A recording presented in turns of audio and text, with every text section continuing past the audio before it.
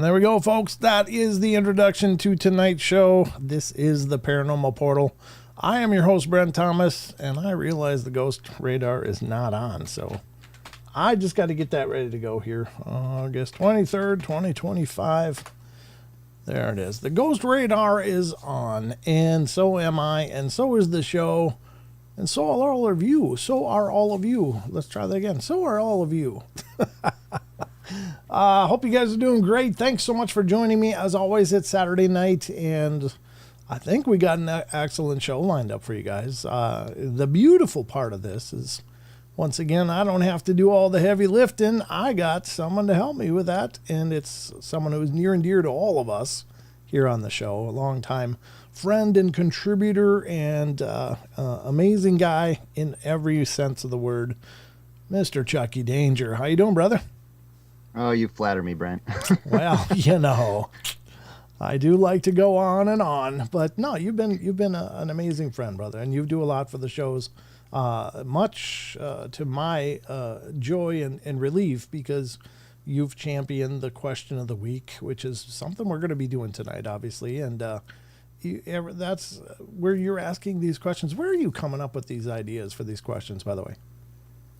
I mean, some of them I just like brainstorm and think of something, because like I'll try not to ask like the same kind of category of question every week. Gotta mix it up amongst the paranormal. Mm-hmm. But some of these things are stuff that I'm hearing about and, you know, getting new information on or doing a deep dive on, that kind of thing. That's really cool. I mean, you've done a hell of a job with it, and it's been a lot of fun to see the community rally and interact around that. We have an amazing Discord community, everybody. If you're not already a member, you could still join and answer tonight's question of the week. There is still time. So please feel free to do that. The link for it is discord.gg/paranormal portal, and that'll get you right to the Discord, and jump in, join, and feel free. It doesn't cost you anything. It might be a little awkward too if you're a new user of Discord. You're like, how the hell does this work? It took me a while, but it's not because it's difficult. It's just unusual. I've never used another program like it, so it was like, how the hell do I do anything here? Once you figure it out, it's a piece of cake, and a lot of fun. Thank you, Rachel, for posting the link. Another one of our amazing mods. Miss Rachel gets it right. Appreciate you so much. And Owl is here, as is Isaac Areola, and of course Kirsten, and baby Ethan might be out there as well. So just saying, hope you guys are doing great down there. Brent Von Hohn is here. Good to see you. That's a great name already, because it's another Brent. Brents are always cool. I think it's a genetic imperative that if you're named Brent, you're already an awesome guy. So, no, it's not buffering. Not here. Everything looks good on my end. So I see that Owl says, is it me buffering? I think so. Try refreshing your browser. Maybe that'll help. Hopefully it'll help. But yeah, we'll just keep rolling. We'll wait here for you, Owl. But good to see you. Barbara Mora is both on Rumble and in the YouTube. Good to see you, Barbara. We missed you last night. You weren't here, were you? I looked for you. But I was like, where's Barbara? All right. So glad you made it back, Barbara. And who else is here? Hello Friend is here. Why don't you do the shout outs, Chucky? Oh, well, let's see. Look at the participants. Pull up the participants list on the YouTube chat. Can you do that? Participants list. There's three dots. Yep. Yes, I can. We welcome back Artemis Rivers. Been a while. We got Batman in chat, Bogart, Brent Van Hoen. Yep. Flyer Tuck, Hello Friend, Isaac, Last Light, Man from the West 420, Owl, Rachel Gets It Right, and Vincent Sanchez. That is a good list, and obviously more will be coming. But that's who's here now. At least that's who's here chatting. You don't have to chat to be a part of the shows. If you want to, that's wonderful. We just like to thank those of you who are, because otherwise we don't know that you're there. I mean, there are these, numbers of people out there that choose to just sit back and chill, and that is just perfectly fine. It's just really cool if we can say thank you in person. So thank you for being here wherever you're watching. If you're watching on YouTube, if you're watching on Rumble, I see Dog Digger just came in over on Rumble. Good to see you, brother. and if you're watching on X or Facebook Live or Twitch. So there's 5 platforms of streaming love going on right now. Chucky, can you feel all the love? Oh, surrounded in love, yeah. I can tell you got that glow. Yeah, I can tell. All right, so we got a lot to get to, obviously, throughout the night. We're going to get to the news. That's right around the corner here. And then we're going to have Chucky read his own question of the week tonight and answers. And we'll go over that in our Discord. So like I said, you still have time. If you're not already, haven't already taken the time to answer the question of the week, or if you're not even a member, you can become a member and answer the question. And we'll get into that. Then we'll get into what the hell is that. I only got a couple things tonight. I've been going kind of heavy on what the hell is that for the last several shows. So I just got a couple things to go over in that. And then we'll get into the cryptid corner and see where the hell we end up. Always throughout the course of the shows, there's none of this is really scripted. I just have a pile of things that I set up in order to have things to go through. But if we end up segueing off onto a different discussion, that's fine. It's kind of fun, actually, to just so if any of you guys have a question in chat and you want to jump into the conversation, like, hey, what do you think about, feel free. Just put it all in capital letters. You guys in the chat are always a part of the show. And if there's something that you're wondering about, if it's something we're covering, great. If it's not, just understand if we don't get to it right away, maybe we will throughout the course of the show. I don't catch everything you guys put in the chat, obviously, but I do my best. So just feel free to become part of the discussion. Or if, something we're talking about and you're like, hey, well, what about this? Put it all in caps and we'll do our best to address your questions as they come up too. So that's the laundry list for tonight. Remember, you can find out more about the Paranormal Portal on paranormalportal.net. You can become a channel member here on YouTube if you so choose, and you'll get access to extra streams and sometimes some early release stuff. Whenever I do early releases, I will always give the members the first shot at it. Thank you to those of you who are members. I know we've had several people gifted memberships, and that's cool too. So thank you for those of you who are gifting memberships. I think that's a wonderful way to contribute to the show, and maybe you'll introduce someone new to the show, and they'll decide to become more of a part of it. So always exceptional to see all the love and support you guys give me. Remember, the Paranormal Portal is also a podcast, and you can find that out on all the podcasting applications. This is not the podcast. It's a very different show. It's very interview centered, where I'm interviewing experiencers, researchers, authors, personalities in the field, sometimes celebrities. So go check out the Paranormal Portal on all the podcast apps, and I hope you love it. And feel free to follow me wherever you find it. So I guess, Chucky, it's about some time for some news. How you feeling about that? I'm ready to dig right into it. You got a hankering for some news, do you? I do. I do too. So, ladies and gentlemen, let's get to the news and see what the hell's going on in the world around us. Because I just don't know. I don't go outside much. I'm just kidding. I was just outside for a few hours earlier. Another long story. All right, ladies and gentlemen, it's time for the news.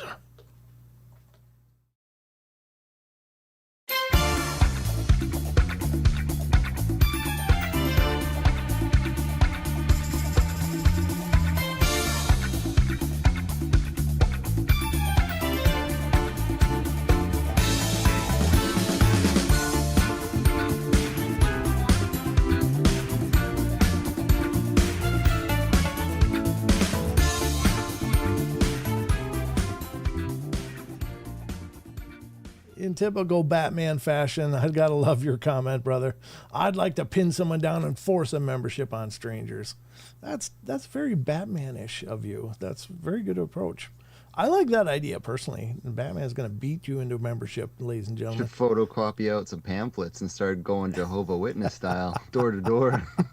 That's right. Putting them under windshield wipers on cars. Yeah, make it happen, folks. Make it rain, Portal out there. That's all I'm saying. So, all right, let's get to the news, ladies and gentlemen. Throughout the course of the shows, we obviously use a lot of different sites. Please support these sites. They are so exceptionally well done. And I really want to endorse these sites every chance I get, because they have incredible information. They are so well maintained. very well updated and exceptional. So please support these sites. Please give them your love, give them your traffic. Your traffic equals revenue, and that helps keep the lights on for these different websites that we utilize, and others. If you guys find good websites that you think have great information we could cover on the shows, please send them to me. You can always email me at paranormalportalradio@gmail.com. So feel free to do that at your leisure. Hello, Flat Six. How you doing? That's a new name. Do you know a Flat Six? You ever seen that one before? That's a new one to me. Welcome, Flat Six. Thanks for coming in and checking out the show. We really appreciate it. That is exceptional. It's always great to meet new people that are checking out the show, and I really thank you, because I know there's no show that appeals to everybody, but I just really appreciate when you come in and give us a shot. So thank you for coming in, Flat Six. Hope you love it. Maybe I already know you. Are you a rebrand or? I don't know. Sometimes people change their names, Chucky, and I don't know who it is. That does happen, yeah. A lot. So it's like I think I'm meeting new people, and they're like, no, I've been here for 3 years. Like, oh, I'm too stupid. I'm an idiot. So, all right, let's get to the news, ladies and gentlemen. We utilize a site that has been absolutely second to none, absolutely exceptional, and this is a site called unexplained-mysteries.com. We got some weird stories tonight. Hopefully interesting. I didn't hear about this, and I didn't think this was possible. And I don't know if this is shenanigans or if this guy's got some superpower we never heard of, but let's check this out. From the world of the bizarre, Chucky, comes insane feat sees a diver hold his breath underwater for 29 minutes. Right. I heard about this one. You did? Yeah. Did he make it? Yeah, this guy is an absolute beast. He has actually beaten the record that some marine mammals hold.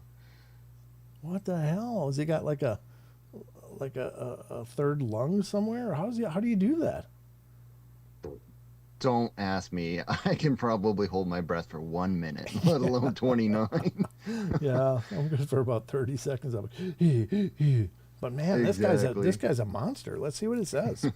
Croatian freediver Vitomir Maričić succeeded in setting a new Guinness World Record for the insane stunt. Given that most people would likely struggle to hold their breath for 60 seconds, there you go, Chucky. It is incredible that it's possible for anyone to hold their breath for several minutes, especially while submerged in water. But even that is nothing compared to the insane feat recently achieved by a Croatian freediver who managed to hold his breath for an absolutely staggering 29 minutes and 3 seconds. To put this into perspective, that's 2 to 3 times as long as a bottlenose dolphin can typically achieve. To make this possible, Maričić breathed pure oxygen for 10 minutes before the attempt so that his blood oxygen level was 5 times higher than normal. Okay, well, I feel like that's cheating. That kind of is cheating to me, too. That's like, what? I'm oxygen doping. Yeah, then he held his breath in a 3-meter deep tank of water while 5 judges and 100 spectators watched. The previous record of 24 minutes and 37 seconds. Jesus, there's someone else did 24 minutes, 37 seconds. Had been previously held by Croatian Budimir Sobac, while the record before that of 17 minutes and 4 seconds was held by illusionist David Blaine. It's not about how much you inhale, it's about how little you need, said Maričić. No panic, no thoughts, just silence. That's how you make it to 29. You know what I was thinking, honestly, Chucky, when I was reading this? Is he in like Arctic water where it like almost puts you in a pseudo cryostasis kind of thing, you know? I mean, temperature would probably be a big factor in this as well. I would have to believe that, right? Like, I would also be curious to know if this guy like practices like the Wim Hof breathing technique or not. Oh, right, Wim Hof. That's right. That guy that goes out and jogs in the blizzards and stuff. Yeah. Yeah. He was he's got kind some of a beast. crazy breathing techniques. Right. I don't know. That's interesting. I didn't think that was possible, though. I thought, I mean, you always hear, I didn't think that was possible either. 6 minutes without oxygen, you're looking at brain damage. But I'm not sure what he started with. So maybe he's only got 3 firing neurons going on. I don't know. And I'm not picking on the guy. I mean, it's truly amazing. That's really, really surprising and spectacular. But I didn't think that was in the realm of possibility. Even when you're out performing dolphins. But you're right. Sucking on pure oxygen for 10 minutes before, man, I don't even know. Is that dangerous? I mean, that seems like it'd be too much. I don't think so. Because, like, I mean, casinos down in Vegas do oxygen enrichment in the casinos to get you to stay awake longer and gamble Do more. they really? Oh my God, there's such a science to that. How do we get more money? Don't let them sleep. Pure oxygen. Yeah, no kidding. Well, there you go. When Billy Carson, he's the gentleman that has that show. I don't know what his show is called again, isn't he? Or is he the one that was kind of? Was he the one that kind of put his foot in his mouth about Bible stuff? Yeah. He got in that debate with the religious scholar and got his butt handed to him. He got folded up sideways. That's right. Yeah. Okay, well, he's posting this. Man holds breath for 29 minutes, breaking world record and surpassing most marine animals. Yeah, but he wasn't doing nothing. It's like marine animals are doing it when they're aerobically swimming through the water. This guy was, sucking oxygen, pure oxygen, and then just sitting still and doing nothing. So it's not like he was requiring as much. But I mean, did he just have his head in a kiddie pool? We said he was in, I think, 3 meters of water is what it said. But okay. But it looks like he's right by the surface, almost holding on to a level of ice or something. That's why I was thinking ice. I don't know. But anyway, it's still spectacular. I didn't know it was possible for that to happen. But anyway, there you go. First story of the night. That's pretty spectacular, right, Chucky? Oh, I mean, yeah, that's an incredible feat for humanity. It is. It is. One large step for man. Maybe Caesar eyeing that article and going, oh boy. David Blaine's going, screw that guy. Let's get going. He's in training camp right now. So I bet you David Blaine did his 17 minutes without an oxygen tank. Yeah, there was some people saying that he was faking it. Like one of the people that was checking his pulse and stuff like that actually snuck him a tube down there and he was sucking air. But I don't know. I mean, 17 minutes is exceptionally long. So, but if it was legitimate, I don't mean to say he didn't do it. I just don't know. But I'd heard those claims. But I guess you could do anything, and someone on the internet will say it's fake. So, well, magic is all sleight of hand. It is. Misdirection. It is misdirection. So I don't know if that's the case or not. But interestingly enough, I think David Blaine has done some incredibly surprising things just to see if he could do it. But anyway, there you go. First article. That was it. We got more. I got 2 more for you. This one, Chucky, is about that strange object. What was it called? The strange object that's moving in? Atlas 1. Atlas 1. All right, this one is about that. So, from unexplained-mysteries.com, ladies and gentlemen, comes a report of the extraterrestrial files, potentially. We're not sure this is extraterrestrial, but there's speculation, including by Avi Loeb, a Harvard physicist. So let's check it out. Here it is. Mystery as potential alien visitor seems to be emitting its own light. Now, this is something you're talking about, Chucky. You had said that this thing was reportedly giving off its own light, right? Yeah. So they've taken telescope photos of this where it's a big string of lights, actually. Wow. So they'll be like alternating red and blue and white, I think, in the telescope photo. But emitting its own light is pretty interesting. I also saw an article today that says that it's potentially nuclear powered. So wait, but we're basically moving away from this as a rock, right? That's what they're saying. They're also changing the arrival date of this thing like every other day. I've heard November, as soon as November. What are you hearing? I heard as soon as 2 weeks. Oh, jeez. Maybe it's picking up speed. Maybe it's accelerating. It was supposed to be like 2 years from now, and then all of a sudden it's like two weeks, and it's in between Jupiter and Mars already. You think Thanos is driving this thing? Right? I don't know, right? Like that doesn't seem right, does it? Let's see what it Yeah. says. This is creepy. I mean, it's creepy but cool. I don't know. It depends on who's driving. If it's Thanos, we're screwed. If it's, a bunch of, benevolent, loving aliens trying to make our life better, fantastic. But let's see what it says. I just muted myself for some reason. All right. Avi Loeb maintains that this latest revelation adds credence to the idea that the object is an extraterrestrial vehicle. This mysterious cosmic interloper was first revealed on July 1st following its discovery by the Asteroid Terrestrial Impact Last Alert System, or ATLAS. That's where the ATLAS name comes from. Okay. A robotic astronomical survey which uses multiple telescopes to scan the night sky for small, near-Earth objects. Estimated to be 12 miles across, the object is heading towards the inner solar system at 152,000 miles per hour. While many scientists believe that 31 or 3I, or I guess is that 31 or 3I? I don't know. Three-eye Atlas. 3I Atlas is likely to be a comet, and others such as Harvard's professor Avi Loeb maintain that it could in fact be under intelligent extraterrestrial control. Now, new evidence has suggested that the object, whatever it is actually emitting its own light. And this, according to Loeb, could mean that it is in fact a lot smaller than previously thought, perhaps as little as 100 meters across. The Harvard astronomer believes that this adds further credence to the idea that it is an artificially constructed object, perhaps an extraterrestrial vehicle with a nuclear core.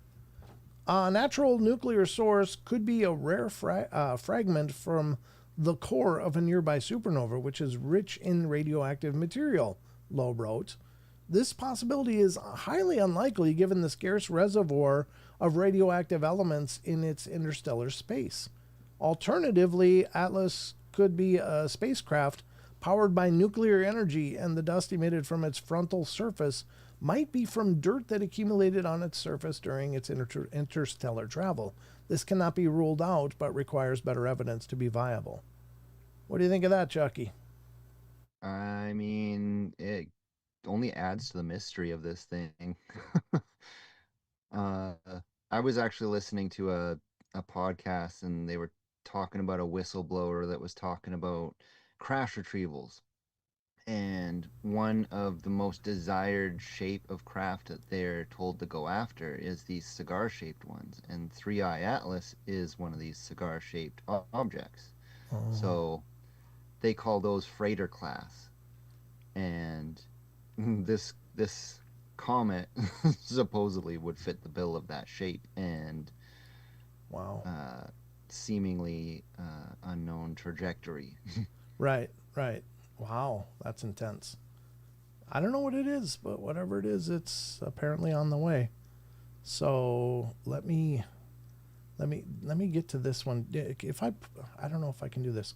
Can I send you the link for this article, Chucky? And can you read it? I gotta go check on something. My little minion just came in. Oh yeah, I think so.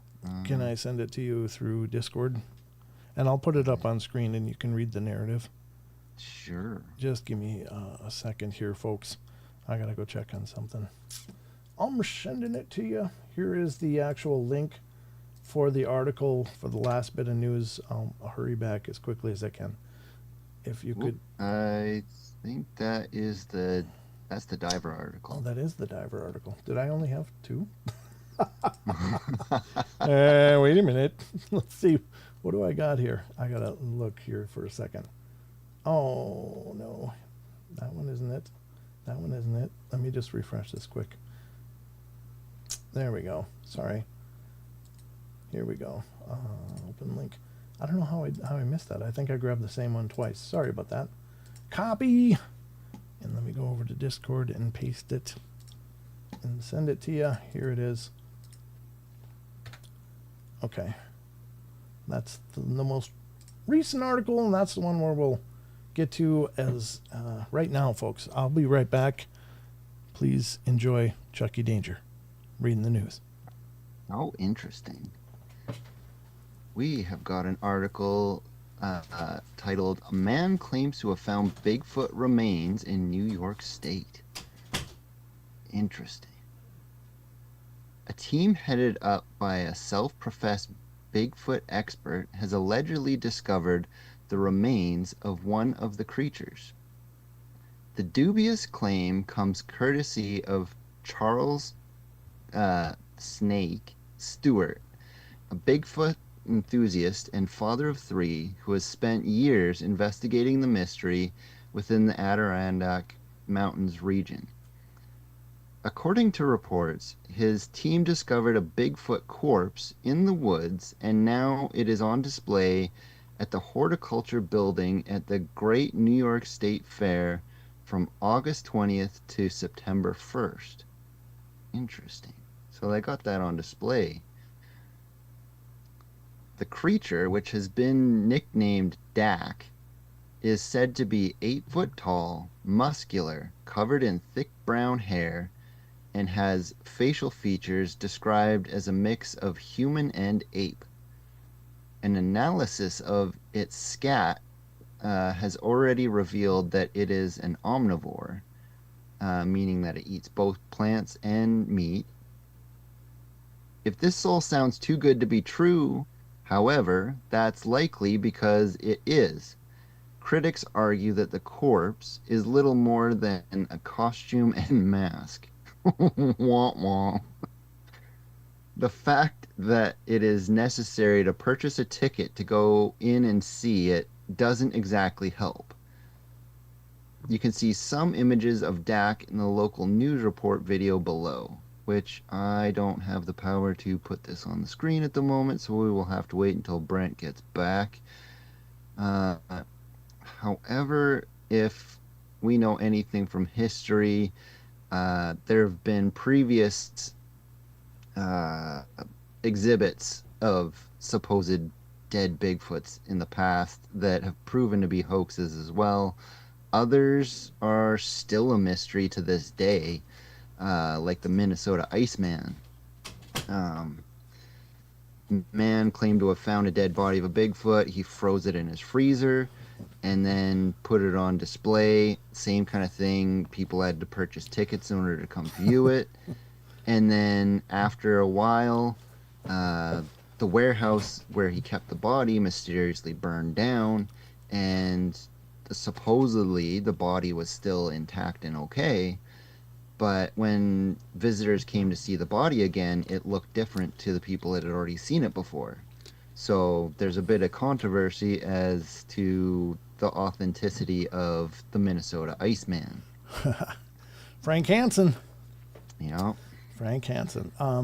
So if you see at the bottom of this article, there's actually a video showing this body, but I can't cast it to the screen. Okay, let's see what this says, folks. I don't know. Let's find out. Another one of these. This is apparently the body. This is apparently the body. So okay, from News Channel 9 WSYR Syracuse. Let's check out the video. There's also a first for the Great New York State Fair. Your chance to see for yourself the mysterious, elusive Bigfoot. I affectionately call him Sasquatch. Oh, look at that. I affectionately call him Sasquatch. So does everyone else. Yeah, it doesn't make you special, lady.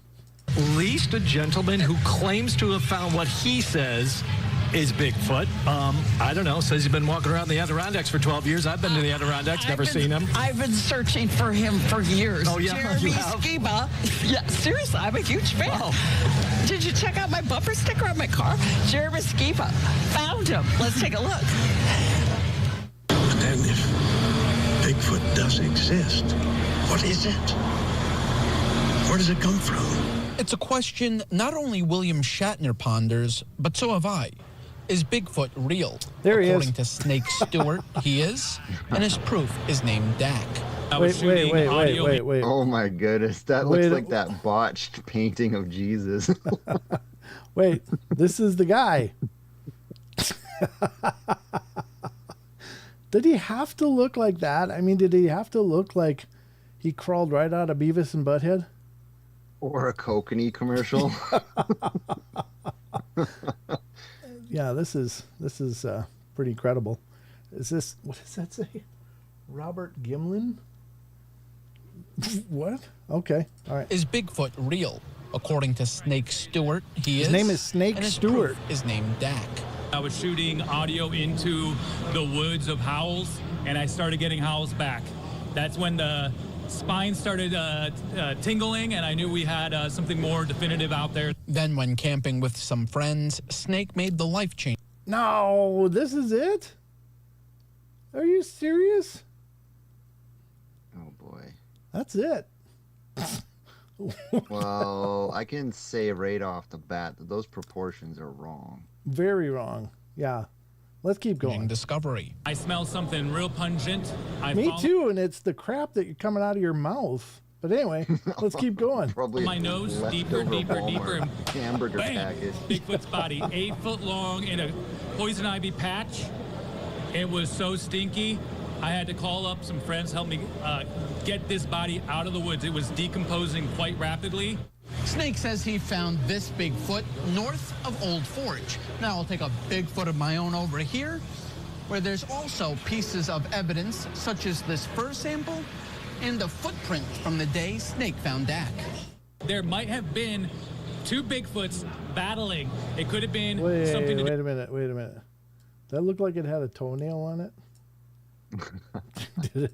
2 Bigfoots battling. Oh, I just missed the frame. I wonder if I can back it up. No, I can't quite. Let me just see if I can do this. Yeah, almost got it. Battling. Look at that. Like there's a toenail. It's not how footprints work. It could have been something to do with a mating ritual, or it could have been just 2 males. We're really not sure about what transpired, but there was definitely 2 at the site where we found the body. If there might be multiple Bigfoots out there, I needed to know if other urban legends could be true. If I got Bigfoot, let me tell you, brother, there could be anything out there. He's like the Hulk Hogan of Bigfooting. Ooh, yeah, brother. Footomania is running wild, brother. There you go. Well, this guy's an idiot.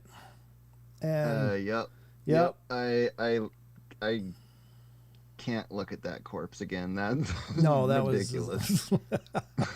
He's a psychic too. Wow, says Benno. Seriously, call BS. Well, let's get to what the hell is that? What do you guys think, guys? Time for a poll. Do you think that was a Bigfoot? Give me a 1. Do you think Don't let our chat dissuade you. Do you think this guy's been huffing glue? Give me a 0. What do you got? Tell me vote. Vote in the chat right now. Do you guys need? I don't think we need to vote. This guy's an idiot. What the hell is that? What is this? Exactly, Mercedes. This is the guy who's claiming he's got the body of a Bigfoot. And he let him put it on the news, which was his first mistake, because anybody look at that. It's like a mask, and this is flat. This is like there's no rib cage or anything. Yeah, there's no mask to that body at all. It's like somebody laid a fur coat in there and put a Halloween mask on top of it. Oh, this is and look at the proportion. There's the elbow. From here to there's the elbow. This is ridiculous. This is not a big my arm is longer. Yeah, exactly. Yeah. This is so stupid. All right, well, I think we can safely say nope, nothing to see here. Another person taking a stab at some notoriety, and his name is Snake. What the hell is his name? Charles Snake Stewart. Oh, he had to share your name, didn't he? That jerk. Oh, yeah, that is blasphemy. I don't know. I think when he attacked his hair with that bleach, he just left it on a lot too long, and it definitely went in there and screwed up some gray matter. Because, yeah, that's not a Bigfoot, folks. This is ridiculous. No, that's spoiled meat from the meat department and some barbershop clippings. With a little of baby rays rubbed on the forehead there, I guess. I don't know. That glisten. Yeah. Because, I mean, even that is wrong, because, like, anytime a witness describes seeing the skin, it's always a charcoal gray. Yeah. Not Yeah. red. Yeah, not red Caucasian. Yeah, absolutely not. So, yeah, this guy's full of crap. All right, there's no reason to vote. I'm pretty sure. I do find it really surprising that the news reporter actually said that she's like a big fan of Bigfoot and everything. Because like that's like career suicide for professionals usually. I think it used to be more than it is, but I think you're right. I think it, definitely there are people going, what? She's looking for Bigfoot. What the hell kind of news is this? There's certainly those, but she could be a lifestyle reporter for all we know. So who knows? Sure. She could report on drapes for all we know. And you don't need a lot of professional integrity for that. Not that there's anything wrong with decorators, don't get me wrong, but it's not like she's encouraging surgical practices or something. There you go. Not the greatest take, but you heard it here, folks. Thanks, Chucky, for covering for me, man. I'm glad you were here, because no problem. I would have been stuck. I would have been giving you guys a commercial, one of the video commercials with my music on it. That I don't hardly ever play anymore because I try to keep it commercial free. But there you have it. I wish Justin Goodearth was here to see that. He would have loved that. But Dog Digger's here. He didn't even bother chatting about it over in Rumble. I figured Dog would be all over that one. But yeah, I think we all can walk away from that and go, nope, this guy's an idiot. I mean, he looks like a caricature on top of it, Yeah, I mean, going for that Macho Man Randy Savage vibe. He's going totally WWE, and then he pulls out the Halloween prop. So there you have it, folks. Cup of coffee in the morning, and Bigfoot at night. There you go. I don't know. Guy needs loving, I guess. All right, let's call that a wrap on the news. Let's get back to the rest of the show. We got a question of the week to get to.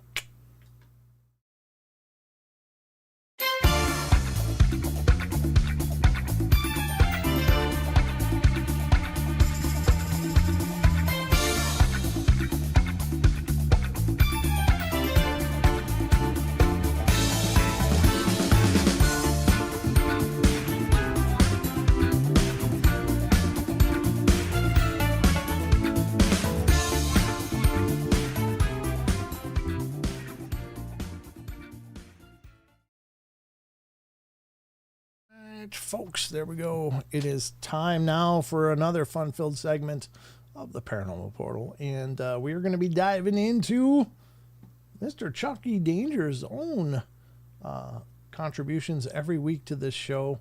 The Discord question of the week, folks. Are you ready, Chucky? Oh yeah, let's do this. All right, here we go.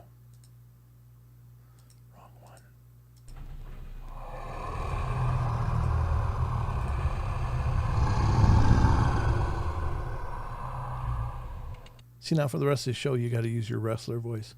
Oh, yeah. That's going to be the requirement, Chucky. Question of the week. Perfect. Just stay in character now, Chucky. Don't deviate. The cream will always rise to the top. Absolutely. Absolutely. Ladies and gentlemen, our Discord is wide open if you want to become a member.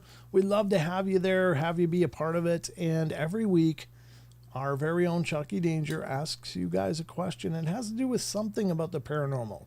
It's not specific. Brow. What does that say? Brow. Brow. B-R-O-W. Brow. I don't know what that means, but thank you. But it has to do with the paranormal. Maybe it was looking at that Sasquatch corpse and just pointing out another thing that was wrong. You see those brows? Yeah, absolutely. So the question of the week is our place where we ask you a question. Might be about ghosts, might be about UFOs, might be about cryptozoology, could be about strange phenomena, any of the above and all of the above and more. Chucky goes into his magic hat and pulls out a new question every week, and it's your opportunity to weigh in what you think. We really love this segment because nobody knows. Nobody knows. I host the show, and I'm no more of an expert than the guy that's, scrubbing the lint out of a dryer. There's no such thing as an expert in any of these fields because we don't know what we're dealing with. So your ideas are just as valid as, anybody's, a professor like Bigfoot. Your ideas about Bigfoot are just as valid as Jeff Meldrum, who works as a professor in Idaho State University. Is a very smart man, but your ideas are just as valid because we don't know what we're dealing with. So that's why I always encourage anybody, just put in your thoughts. You're just as right as anybody else, and you're just as wrong as anybody else. We all are, but it's our chance to compare notes, just to see what we think. And I always say this, and I couldn't be more sincere, that you guys have brought ideas to the table that I never would have come to in a million years.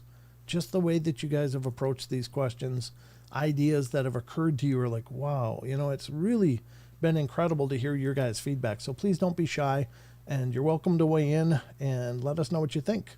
So Chucky, this week's question is all yours. All right. Well, this one has been a really hot topic in the UFO community lately. And there's arguments on both sides of the aisle of whether or not these things are real. And this is all about those tridactyl mummies that they found in Peru. Mm-hmm. So the question of the week is, ancient alien theorists have often argued about alien intervention in our ancient past. With the discovery and now deep study into the Peruvian tridactyl mummies, could this be the smoking gun evidence to support this theory? What are your thoughts about these mummies?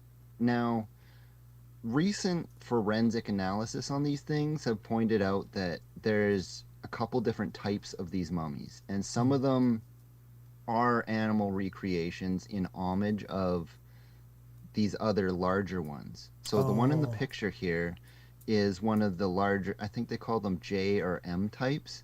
Okay. And they're quite a bit different. And when they've done the x-rays on them, there's some severe anomalies that show that they are something else.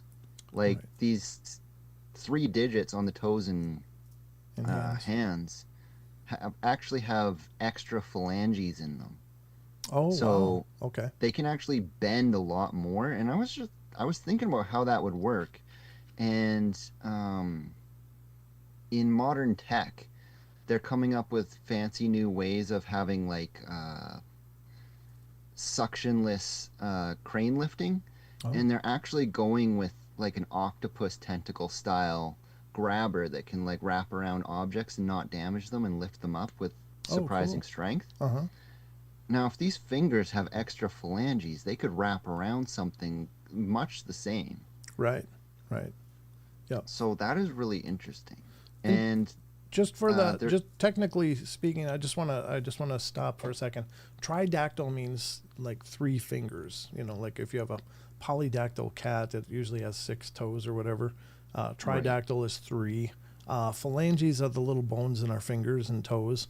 So what Chucky's saying is there's extra extensions on these tridactyl mummies. So that means that they're not just a genetic anomaly or aberration. It would be impossible because there's several like this, right? It's not just one example. Yeah. I think there's something like 29 or so. Yeah, exactly. And there's one they call Maria, and she is actually pregnant, and even the baby is tridactyl. Wow. Okay. So that's also really interesting. The sagittal sutures in the skull are different. So they do not match human craniology. The human yes. Yeah.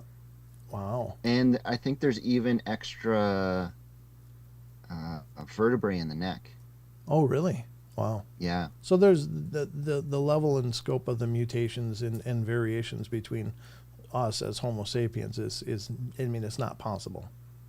No. Okay. Gotcha. And they're not exactly a true mummy because all their organs are actually still in these things.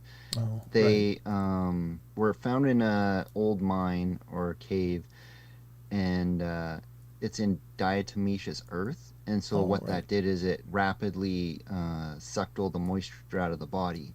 Right. And so all the organs are still there, but they're essentially desiccated so that they won't decay. Very cool. So it was just you got to wonder, was that intentional on their part, like a natural mummification, or was it accidental, like that's just where they put them? And that's part of the mystery, because like one of the things that is argued against these things being real is they were found by a Peruvian grave robber. So they argue the authenticity of these things, but he's just trying to find grave goods to support his family. So Right. Right. Yeah. I mean, it's usually an act of desperation, not out of being a dick. Yeah. yeah. Right. No, I got it. So. And then when these things were presented during the UFO congressional hearing, the ones that they brought forward were actually some of the animal recreation types. Was that and that's Jaime why brought they forward? Yes. Yeah. Those look terrible. Yeah. So those were a different type, and those were made in homage. And some of the locals have actually tried to make that kind of type as well, because there's a black market for these things, and Sure. they're going for 6 figures. So Right. Yeah. I bet. Wow. yeah. So what did everybody say? Well, Gasman comes in first and says, short answer, no. Cranial modifications and shaping has been reported in other cultures for thousands of years. I don't know for sure about these quote-unquote mummies to start with. Sure. Fair enough. Yep. Cranial modifications are a real thing, but what if it's the cranial modification in humans is based off of seeing these things? Yeah. Right. That's the a lot of people have mentioned that in their belief of maybe the ancient people were mimicking these other forebearers that used to be around, and so they started binding cranios. Now, even if it is cranial modification, though, that wouldn't change the suture marks on the where the cranial plates came together, which are apparently an entire aberration from ours. They would be deformed on somebody that had the binding done to elongate their skull, but they wouldn't be absolutely different. So, Or those extra bones. right, or being tridactyl. I mean, those are kind of things that I mean, there's foot bindings in some cultures too, but they couldn't make them non-existent. There would be some remnant of these extra digits being, impeded from developing, But anyway, interesting. Okay, cool. Michelle Wilfong comes in next saying, yes, I think it's possible. Some have elongated skulls with 3 long fingers and 3 long toes. One of the mummies looks like an insectoid. I do think they might have some relationship to aliens. It's an interesting subject. Yeah, it is. And yeah, I mean, some of them are described as being smaller and more insectoid looking, or like your typical gray. Okay. Others are said to be more like on a reptilian kind of scaly side. Huh. Wow. It's fascinating. Yeah. Okay. It's really strange. Mm-hmm.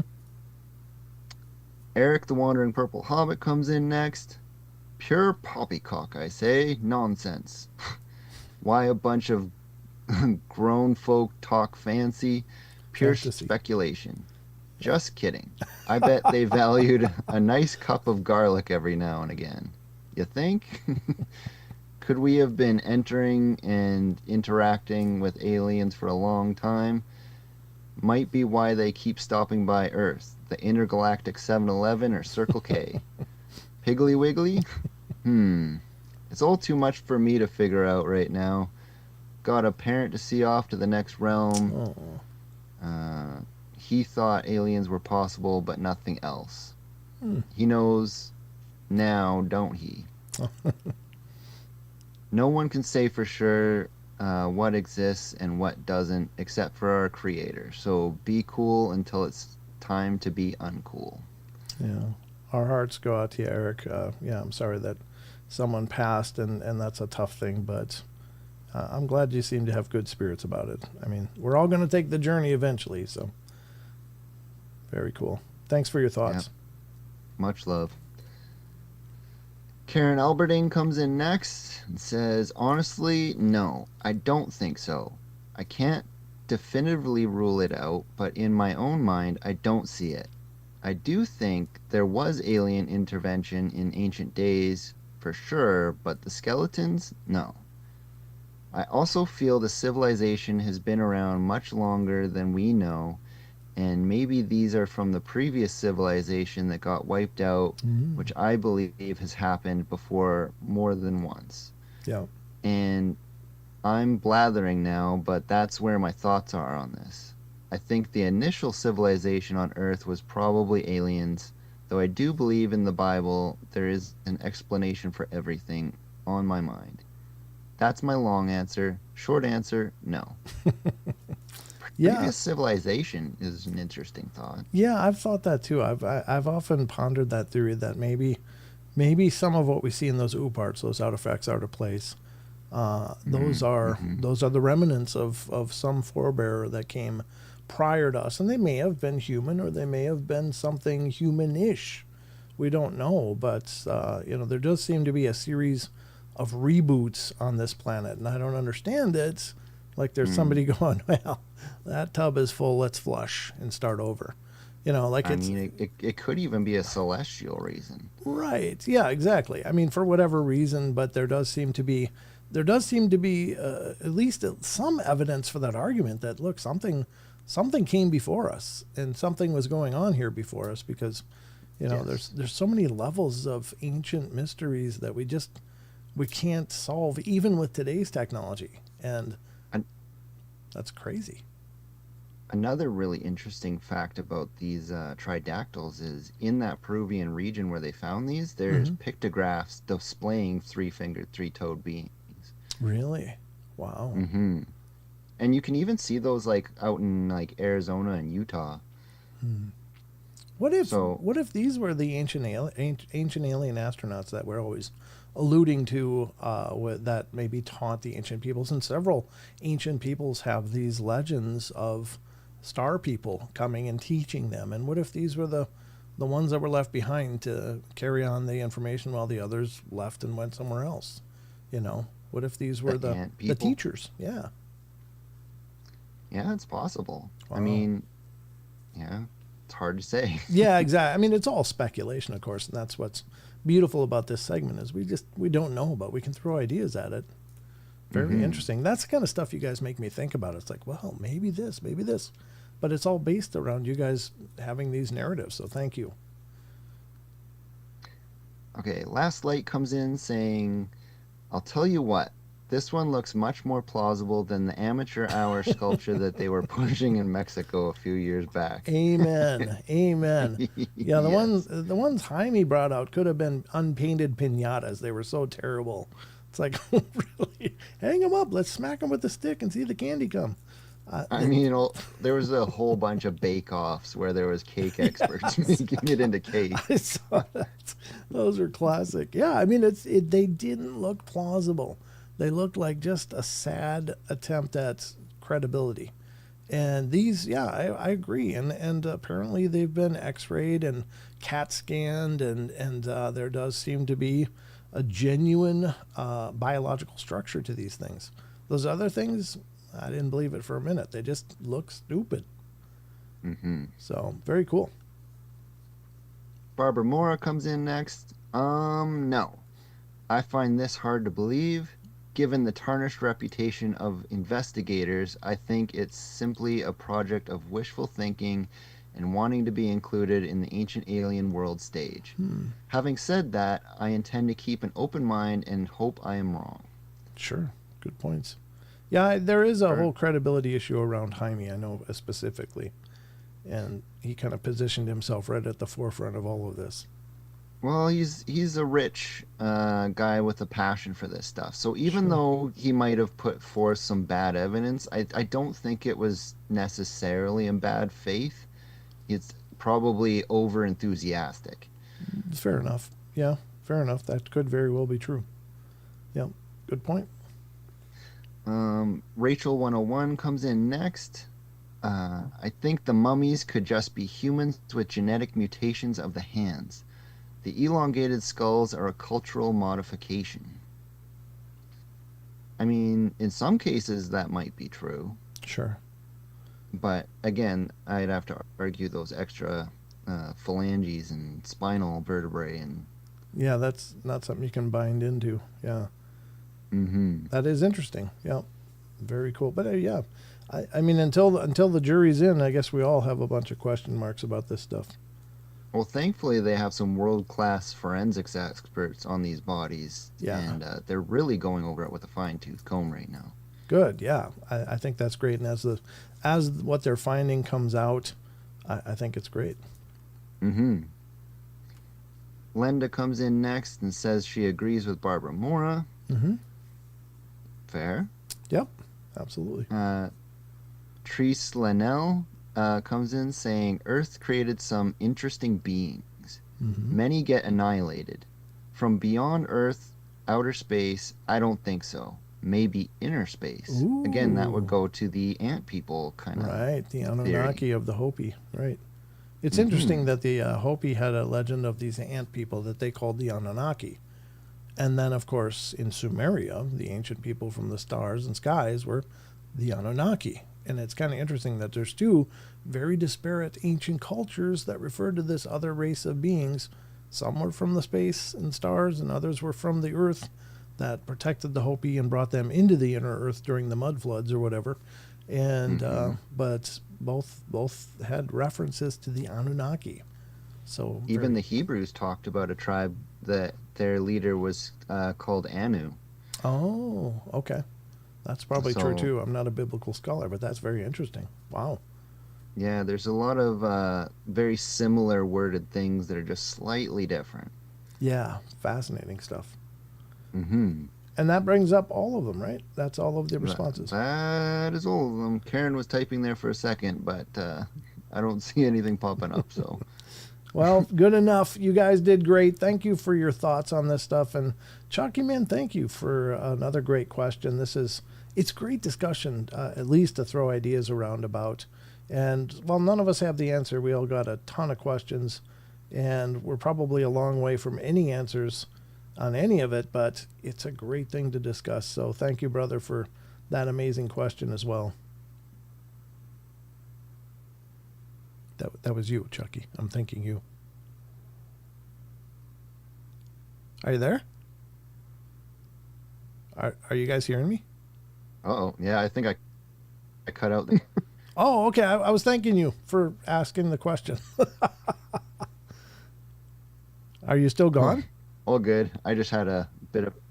No, I had a blip. I can hear you now. Okay, good. All right, very cool. All right, well, that's the question of the week, folks. So we're going to get to that interesting question. I'm looking forward to more facts about this. Yeah, exactly. Rachel says, oh, that was the question of the week. Thank you, everyone, for answering and giving your input. Yeah, amen. Yeah, those are some great responses, guys. You did marvelously. Y'all did marvelous. How are we doing for time? About 8:02. Okay. We were going through an article. I know I want to do the what the hell is that? I only got a couple things to do there, but I wanted to touch on the article we've been doing about paranormal experiences. We're kind of doing the whole cornucopia of the paranormal umbrella tonight. And I wanted to get back to that one. This is a thought catalog article written by January Nelson. It's from 2019. I think it was last updated in 2024 or 23, something like that. But it's paranormal stories even skeptics are going to freak out over. So we're on number 9, and there's 33 paranormal stories to do. So I wanted to hit a few of them tonight. What do you think, Chucky? Yeah, absolutely. Let's do it. Hell yeah. No, I want the wrestler. You yeah. Yeah. There we go. Yeah, you're all in wrestler mode for the rest of the show. That's it. The Macho Man Chucky Danger. All right, here we go. All right, we're going to get to this. This is the Thought Catalog article we've been going through. It's been a fantastic article. I think, some of these have sounded familiar. And again, there is a limited repository of paranormal stuff online, and sometimes you'll find it in more than one article. So I think that's the case. But anyway, let's get to this. We're on these stories of paranormal stories even skeptics are going to freak out over. January Nelson, thoughtcatalog.com. Number 9, I actually have a bunch of weird paranormal stories, but there's one that really creeps me out more than any of the others. I was about 13, sleeping over at my friend's mom's house. She lived in a duplex that the family lived in for over 40 years. She had a couple of kid cousins over that weekend, so I didn't think of it when I saw a small blonde boy in a striped tee come around the corner and peek into the room we were hanging out in. My friend asked me who I waved to, and I just said, one of your little cousins. Well, the next morning we went to the other side of the duplex where her grandparents lived, and I saw a picture on the wall of the little blonde boy with the striped t-shirt on with "in memory of" written on it. I got a chill and asked her who it was, and she said, "Oh, that's my uncle. He got hit by a car right outside the house when he was 7 in the 80s. Why?"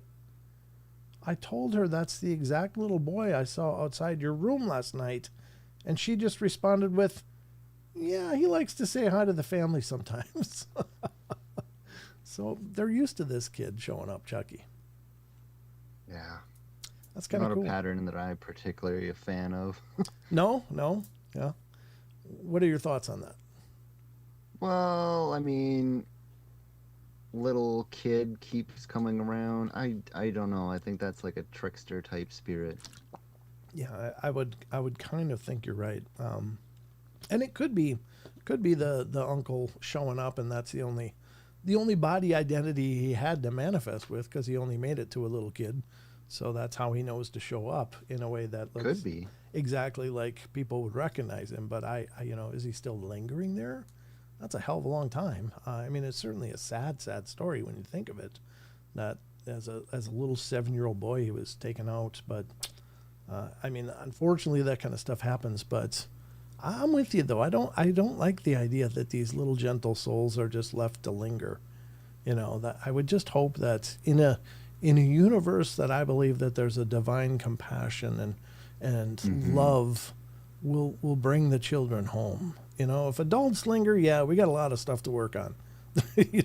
Yeah. We got sets of luggage to work with, but 7-year-old boy, what is it that's making him stick around? And maybe he doesn't realize it. Maybe he's in a state of confusion, but it certainly could be the trickster thing too. You're right. I think it's more playing on your emotions, like yeah. You let your guard down for a little kid, right? And you open up your everything to help. You want a little kid. It's a little kid. We got to help. We got to open our love and hearts to them. That's like, yeah, wow. That's when the exorcisms and screaming start.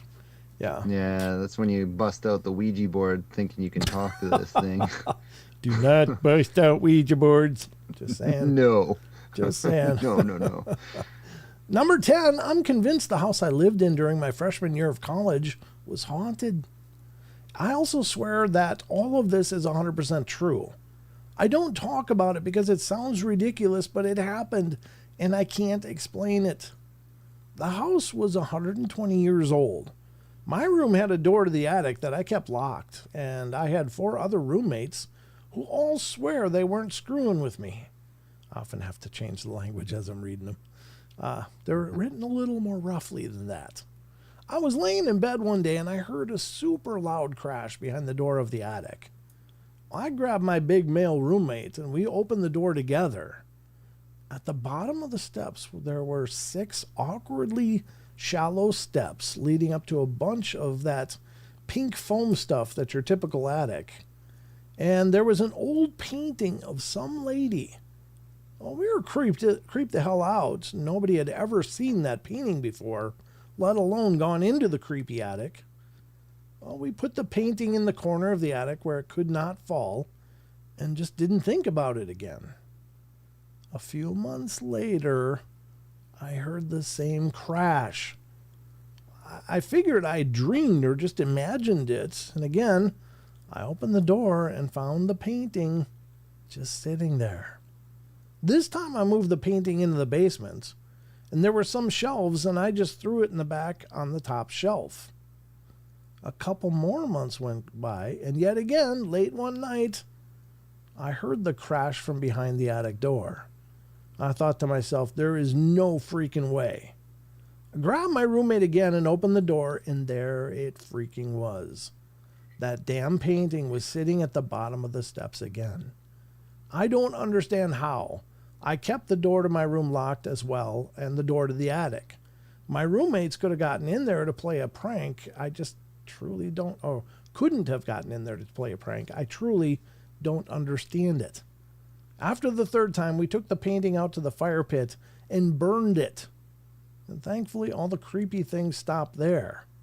I moved the hell out of there, the house, as soon as the lease was up. I can't explain what happened. I just know it was creepy as hell, and you could not convince me to go back there. Yeah, that's a horrible story. Says, I can't explain what happened. Couldn't convince them to go back. What about you, Chucky? What if there was a painting that kept coming down your attic steps and crashing, even when you relocated it somewhere else? Wouldn't be staying in my house. That's for sure. Yeah, you got to wonder what's the story of the painting. What was that painting so important for? And yeah, you'd kind of have to know what the painting was, right? And just said an old lady, right? What were the emotions and intentions put into this thing? Right. It's the old painting of some lady, is all we know. So who is the lady? Maybe she was still pissed. Vague. Yeah, maybe she was pissed. It was her house, and they didn't take it when they cleaned out the belongings, and they left that painting because it was creepy, and put it up in the attic. And she decided, hey, this is still my place. Maybe. That's creepy stuff. All right. The one thing that I know, though, is there's a big market for that stuff on eBay these days. Yes.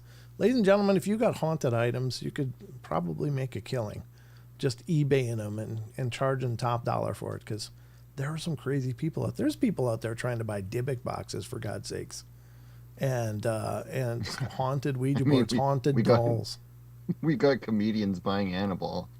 Yeah, no kidding. Buying the whole damn museum and being caretakers for Annabelle for the next 5 years, and all the other creepy stuff in there. It's like, really? Should you really promote tours of Satan's workshop? I mean, is that a good plan? I don't know. Well, I mean, we're promoting tours of rotten hamburger and barbershop clippings.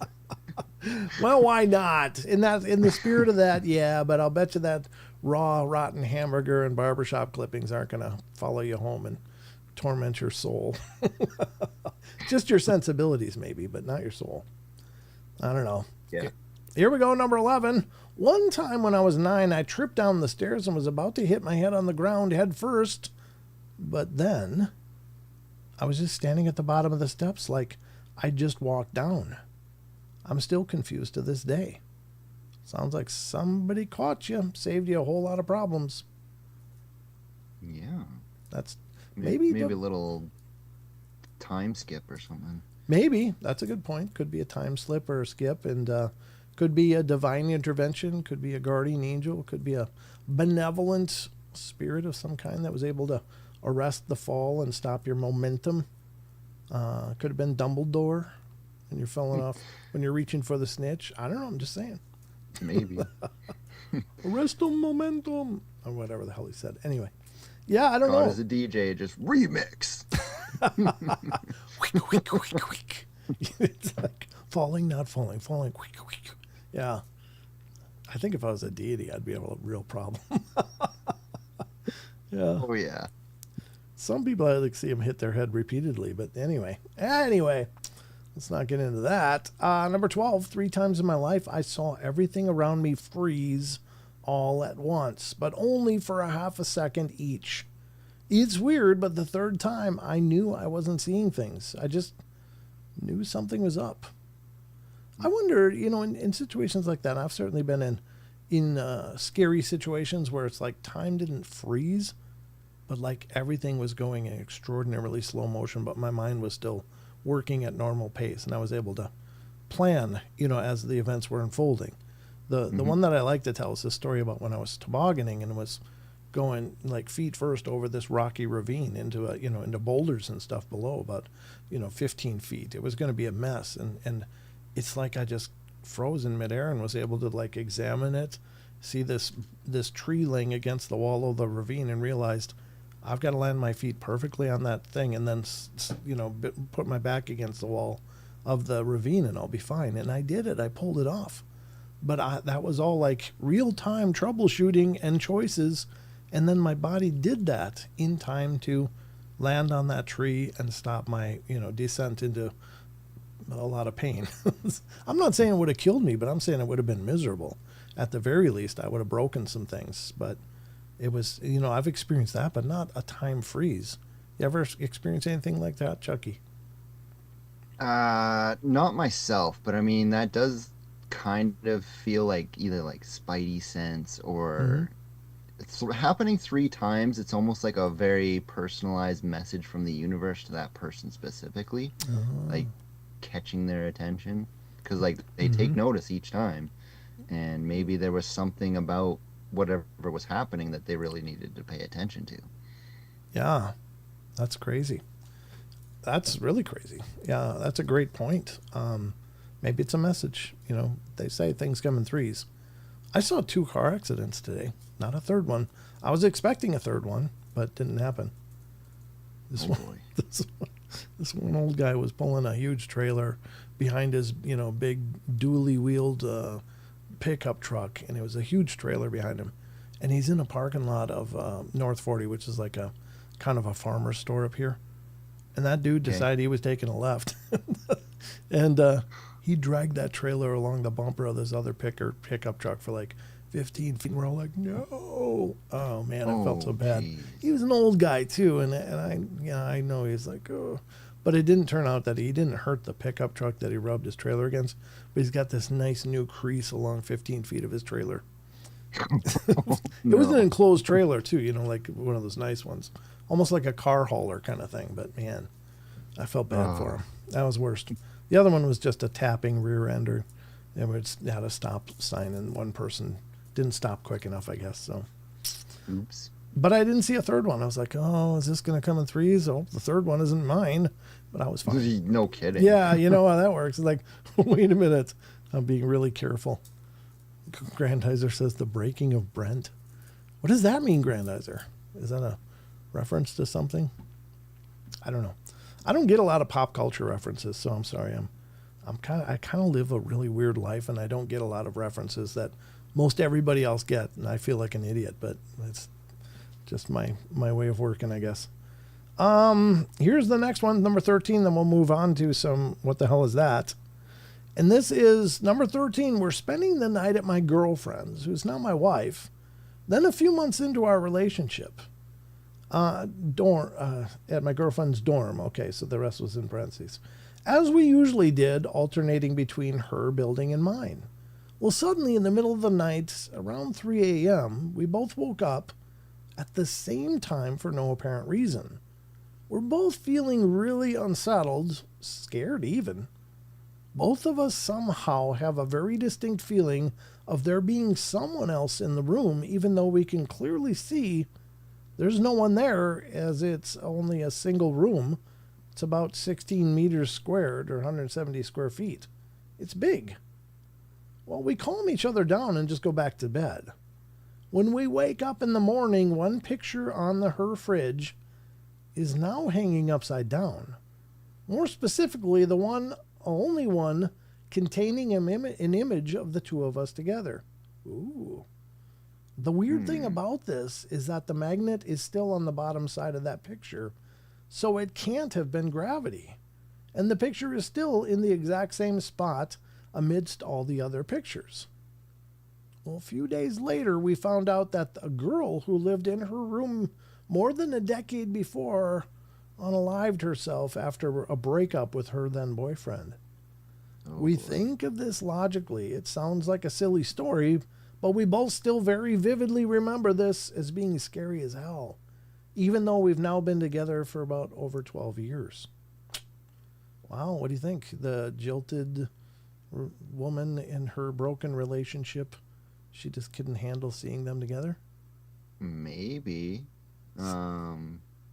Or, maybe this is a message from like an ancestor or something too. Yeah. Get away from that guy. What are you doing? What are you doing? Wow. I don't know. That's a cool story. But I mean, it is a weird coincidence that happened in that room. Yeah. With the previous girl. Yeah, so, that's could be a possibility. Maybe she just didn't want to see happiness like that when she couldn't attain it herself. Right, like it was just a constant mental scar for her to be witnessing that.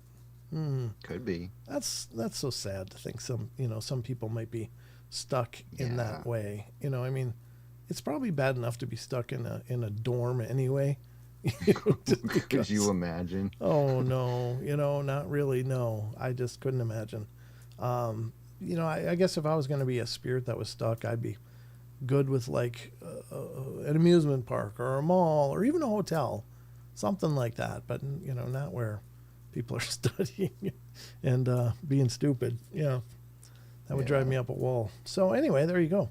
So a few more stories. Did you enjoy those, Chucky? Yeah, those were great. I mean, gives you a couple things to think about out of the normal, like divine messages or, jilted lovers or potentially haunted paintings. Yep. We got all kinds of stuff to think about and ponder. But that's the scope of the show. We want you to think. We like thinking, right, Chucky? Oh, yeah. Oh yeah. Love thinking. We think all the time. Just ask us. All right. Maybe Well, not very well. Yeah, we're idiots, but we do think. Nah, Chucky, you're not an idiot. I am though, but I'm okay with that. That was a good article though. We got a lot more to get through, so we'll be on number 14 on the next show, which will be Wednesday after tonight. It's time now for the next one, the next part of our journey, Chucky, and that is. What the hell is that? What the hell is that? And what this segment is about is just showing you guys alleged evidence. Sometimes it's obvious hoaxery, or I should have saved that Bigfoot story for this. What the hell is that? But I don't think any of us needed to vote. That was just bad. Just a bad facsimile of a body of a Sasquatch. I wonder how much that guy's making doing that, though, Chucky. What do you think? He's making I a don't killing. know. He's making a killing. I imagine this guy heard the Minnesota Iceman story. He's like, I can do that. Or who was that other idiot, Justin Smiza or whatever, that allegedly, and didn't he have some body he was claiming to drag around and stuff too? Something like that. Yeah. It's happened a few times. Yeah. And like the last one that really made news was Coyote Peterson's gorilla skull model.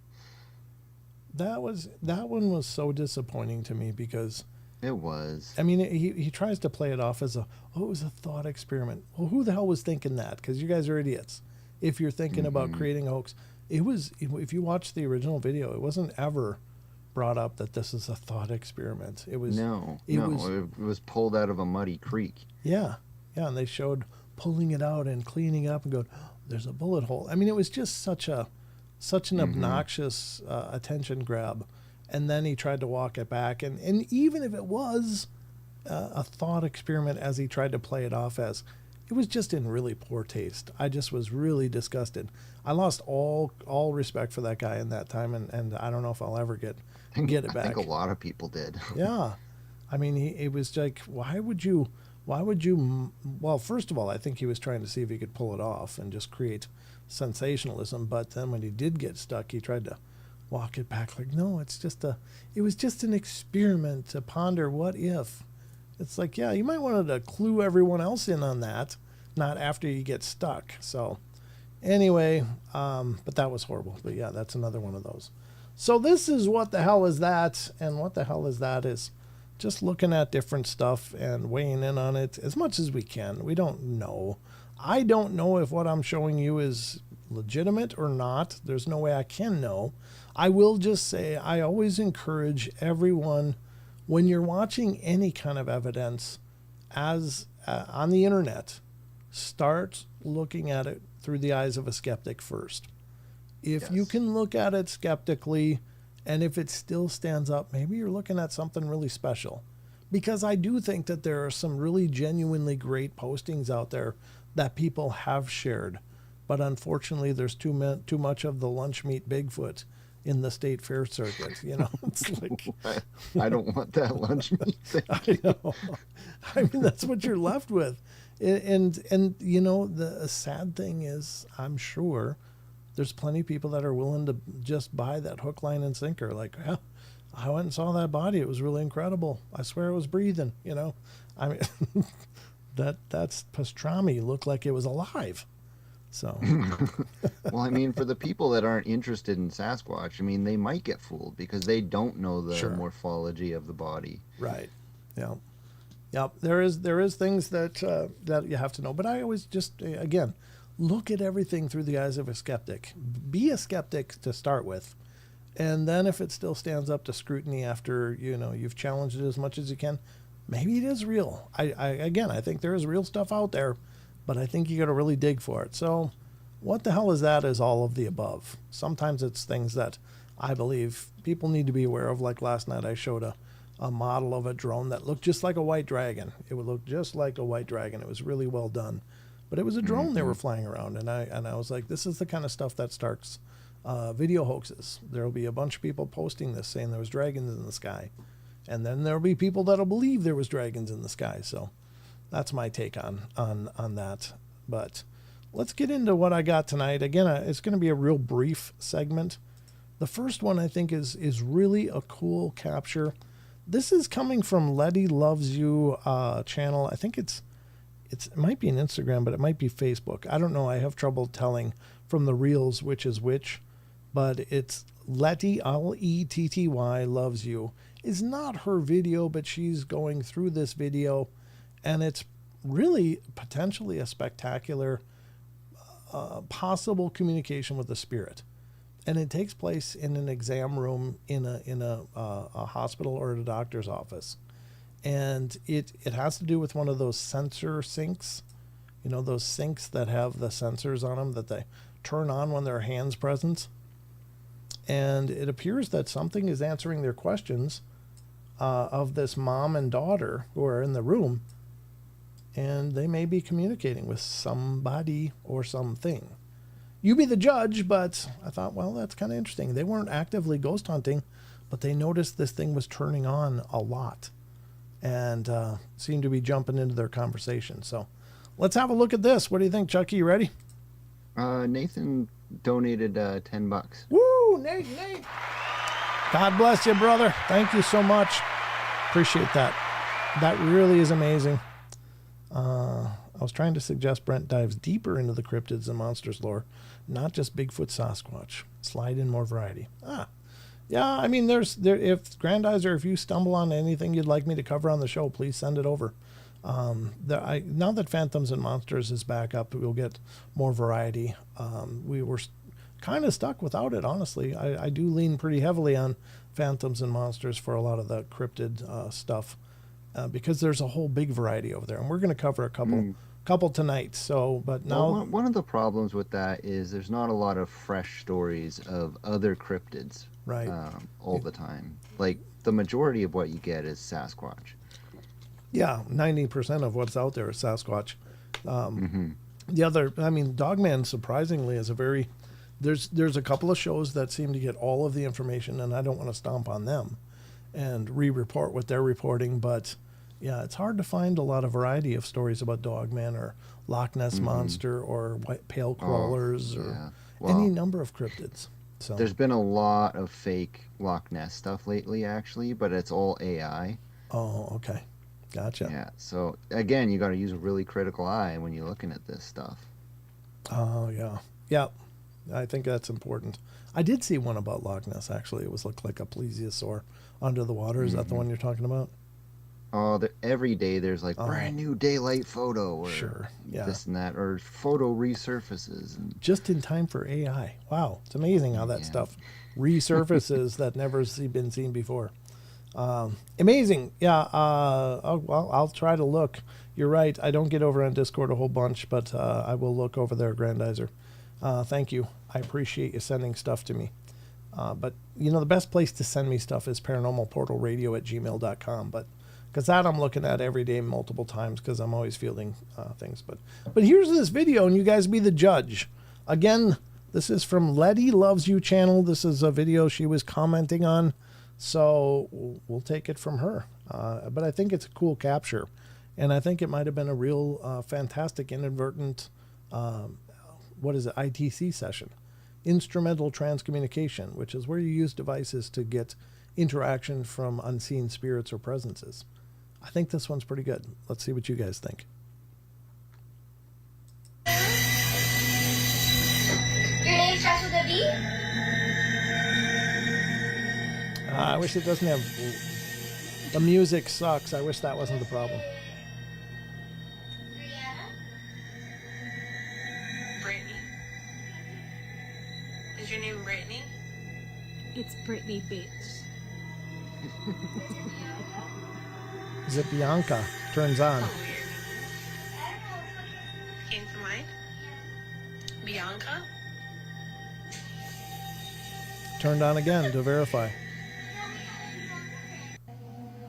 So this is the beginning. I was kind of in the middle. Sorry about that. It's motion sensor. There's no one over there. Have you guys seen this? Okay, do it one more time.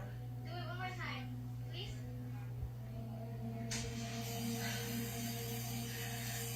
So, you're a girl?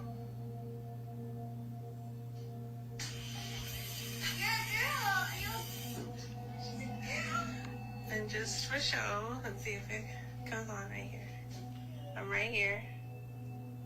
Nothing. Are you 5? Are you 6? 7? 8. 9? I would not be playing with that. 9? Isn't that something?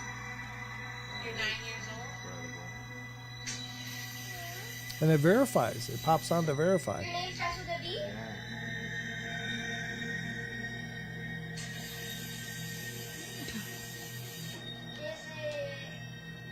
So now you've seen where they're going through the names and stuff, but it's pretty fascinating that something as mundane as a hand sensor's faucet could become a medium with which you might be able to communicate.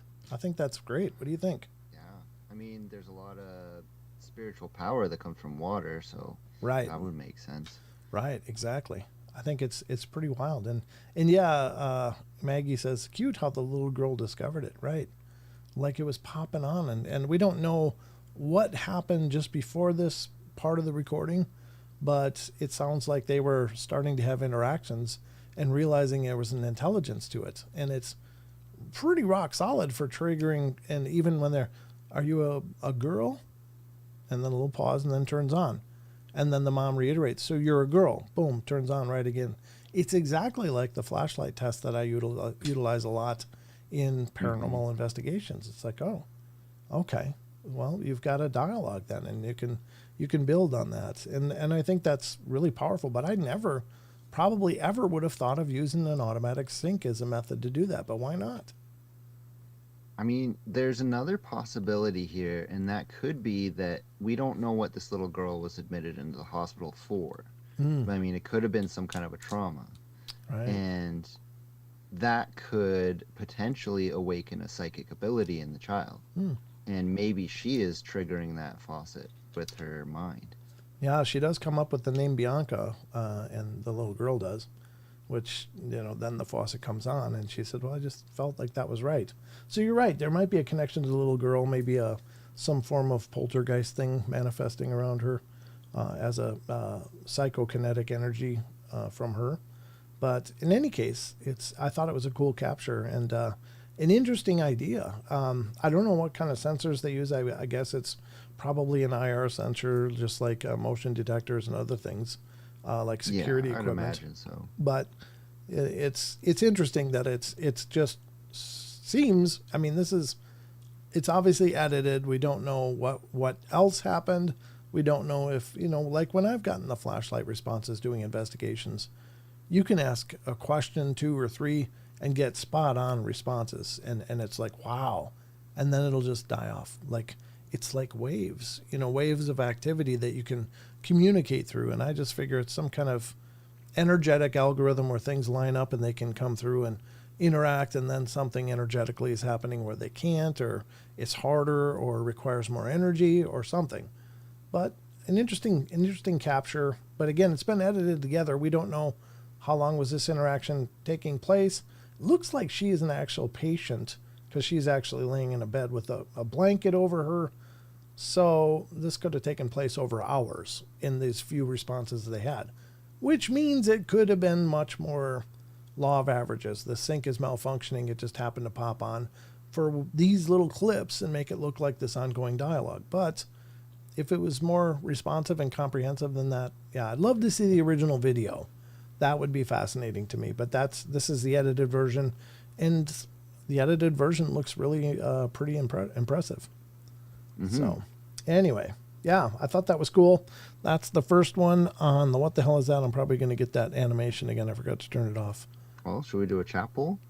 Yeah, let's do a chat poll. What do you think? Are we seeing potential spirit communication, or do you think, nah, that thing's just broken? What do you think? Give me a 1 in chat if that is maybe spirit communication. Give me a 0 if you think that sync is just broke. All right, Maggie's all in. Good enough.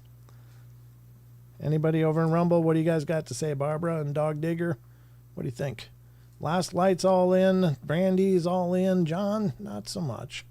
Benno's got, yeah, he's in. Jose says real. That's a number 1. Sharon Sunshine, maybe, but she's saying 1. Yeshua's all in. The kittens made me miss it. Sorry, Beth. Linda's all in. Barbara's all in on this one, too. What a catastrophe. What a catastrophe. Ona Holly's all in. Okay. Hi, Ona. Nice to meet you. Thanks for letting us know. Grandizer's not buying it. Dachshund Master, not so much. Fair enough. I mean, again, it's edited, so we don't know what the full video looks like, but in this edited version, it looks really impressive. But that's most ghost shows, you know. Most ghost shows are really edited, and there might, you know, it looks like they're getting lots of interaction, but it might have taken place over 3 hours to take up 2 minutes of film. I can't because I could not see it. Love the phone. Oh, fair enough, Shelley. It's a small screen. It's hard to see. I know if you're looking on a phone, it's even harder. But thank you guys for too coincidental with every question. Seems natural. Yeah, it really does. And again, you know, what don't we see? Well, in the clips, there could be a whole lot of nothing, or it could have been going on and off in different increments anyway, but it's interesting. And it doesn't surprise me that a spirit could use something like that, because a lot of my equipment utilizes similar principles of a proximity detectors, and there's usually some form of IR sensor that is picking up that proximity and going off. So it's just another sensor. So why not? I think it could be. Androids have small screens. I have one. I got you, Jose. Yeah, but there you go. I think it's interesting and maybe a great capture. At least it's fascinating to me. And I was thinking, God, I wonder if you could get a hold of some of the broken ones and just take the sensors and get them to trigger something else. Build your own ghost devices. You know what I mean? Wouldn't it be crazy if there wasn't a sensor and it was just turning the tap on? Yeah, that would be a lot more convincing, honestly. Then it's like, wow, that's not a malfunctioning sensor. That's actual, you know, mechanics, physical interactions. But let's get back to the next one. I got one more for What the Hell Is That? And we're going to look at that now. This is actually one that Chucky sent me. Do you remember sending this to me? You don't even know what it is yet. What am I saying? But I'm going to show you, and sure. You'll probably spark my memory. Spark your memory. Well, that's what we do here. Spark my memory. All right, here we go. This is from Chucky Danger on Instagram sending me this, and this is coming from Nand Hein Slice. The narrative, I'm going to read the narrative and then we'll watch the video, and you guys can weigh in on it. It says, let me put it on screen. It says, on August 2024, a couple driving along a lonely mountain road in Costa Rica witnessed something they will never forget. Following another car in the darkness, the wife suddenly froze, her eyes locked on the back seat ahead, and sitting there was a ghostly girl with long black hair and glowing eyes, staring directly at them. The inhuman gaze sent an icy fear through their bodies. Terrified, the husband began to pray, and in that instant, the figure slowly sank down and vanished into thin air. The couple was left shaken, unable to comprehend what they had seen. When the video surfaced online, it quickly went viral, sparking debates, lost spirit, ghostly presence, or something far more mysterious. All right, here's the video. It's pretty small, just so you know. I'm going to make it as big as I can, but I don't get a lot of real estate to work with here on these videos, but we'll watch it. I got some feelings that I'll go over at the end of this, but you be the judge. I guess I can move it over a little more. I'm just looking at the screen to see where, there it is. All right, you should be able to see, no, what the hell was that? Should be able to see everything here in a moment. I guess that'll do it right there. And let's play the video. I'm going to turn on the sound. I hope there isn't music, but we'll find out. Padre cielo que estás en lo nuestro. Ay, Santa María, Madre Purísima. Okay.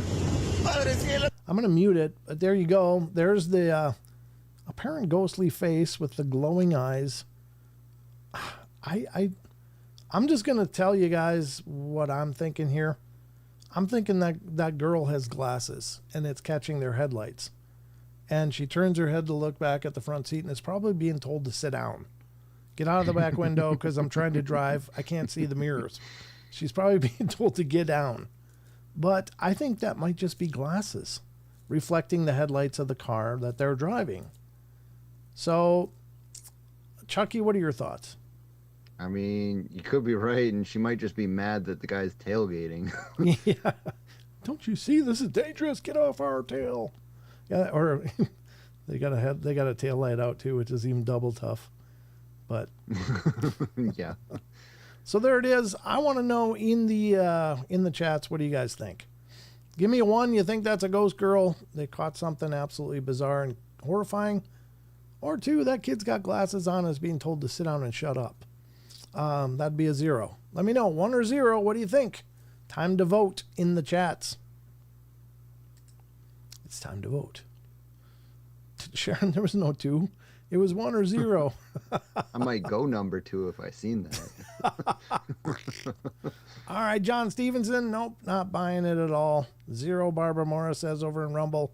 Sharon Sunshine. Nope. Lots of nopes. There's just all nopes. Yep, all of you.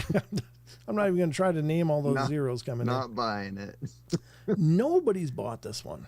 Yeah, I think that's a kid with glasses. They're just reflecting the headlights behind. Just happens of positioning her head just right. And, I mean, that's what I'm thinking. Oh, I know. Sharon, I know I hit the wrong number. Sorry. It's okay. It's okay. I was just like, what? Because sometimes I get all kinds of different numbers on there, even though I give 2 options. So, yeah, I think we all can basically, agree that that's probably not paranormal. That's probably not a kid. I mean, look at this, filling up the whole back window. That's probably some teenager just being a dork in the back window, like, eh. Or she's La Llorona. Yeah, La Llorona. Yep. And I mean, my God, in the worst case scenario, imagine she's been abducted or something. It's like, help. They're like, sit down. I mean, God. That's a nightmare thought. Not to say that paranormal stuff can't happen when you're in a car. Oh, sure. I had a really, really spooky time one day when I hopped in my car to go to work, and I smelled old lady's perfume when I first got into the car. Oh, really? Oh, yeah. When did you start wearing that, Chucky?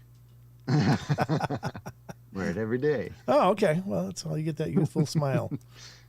Well, no, that actually, it wasn't my wife's perfume, so it caught me off guard. I was like, well, who's been in the car? And the car was locked. So didn't know what was going on, so I kept driving, and the smell eventually went away. Mm-hmm. And then I drove past the local cemetery, and then all of a sudden the backseat of the car was emanating this rotten meat type smell.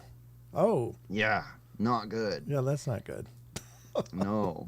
So I have a very psychic friend, JJ Rose 777, and I inquired her abilities on this. Mm-hmm. And so she kind of looked into it, and what she could see was that the old lady perfume was like some kind of an ancestor. Oh. And they were just coming in to check up on things. Mm-hmm. Maybe a little bit of a warning. And then when I drove past the cemetery, the rotten meat smell was like some weird little goblin thing in the back seat. Oh, yuck. Okay. Kind of gross. A little imp, probably, yeah. Yeah, something along those lines. Huh. That's not good. I've experienced that old time perfume actually in this house. This house is built right at the end of the 1800s or early 1900s. And it's been around for a long time, well over 100 years, but every once in a while, and it usually happens in the wintertime, I've noticed, but I get up at all hours of the night. I'm just not a real sound sleeper, but I am when I'm asleep, but I just am a restless sleeper. So I get up, and it can sometimes be when I've already been up, but I'll be walking, and I'm the only one down here in the first level, and suddenly I get like an old lilac kind of perfume smell. And it's like transitory. It's not ever in the same place. But I think that's like, I've always had the feeling maybe there's an old lady, that spirit that hangs out here. Maybe it was her home, whatever, that kind of thing. It doesn't feel horrible. It's not a nefarious kind of feeling. It's just like you're not always alone. But I always just figure, well, maybe that's her perfume, and that's her way of letting me know that she's here. She's hanging around. So it's never scared me, but I know what you're talking about. Because it's one of those really old kind of perfumes, like people probably thought that was really good back in the day, but now it's like really pungent and like, yeah, that's not what I think you should wear. But yeah, it doesn't, it's like nothing you'll find now. So, but it's interesting that I've had that experience as well. I know what you're talking about. The rotten smelling one, I don't think I've ever smelled that wasn't like truly rotting meat or something that was in the garbage, or something that the dog or cats dragged in. But other than that, yeah, I don't think I think the rotten meat part of that one freaks me out the most. It's like, ugh, that's creepy. Oh, for sure. Creepy Not stuff. something I was a big fan of. Yeah. I can't remember what that Claire is where you get the random smells. It really should be Claire sentience because it's a scent, but I know it's not that. No, I can't remember if that's clairscient or whatever. I know there's clairaudient that's hearing. I think it's maybe clairscient, but I don't know. I don't remember the clairs either.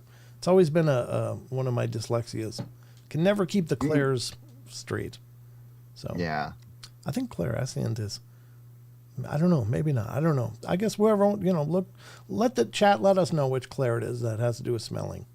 Appreciate it. I don't remember. All right, clairscient. Maggie says in the chat.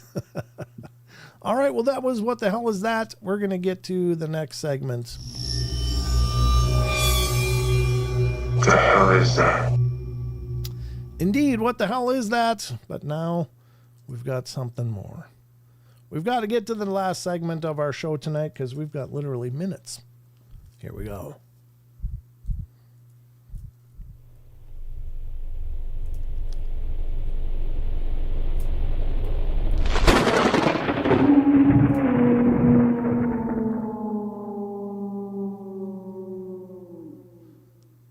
Oh, that's a cool story, Jose. Jose says, my house was built in the 20s and once had a very strange experience.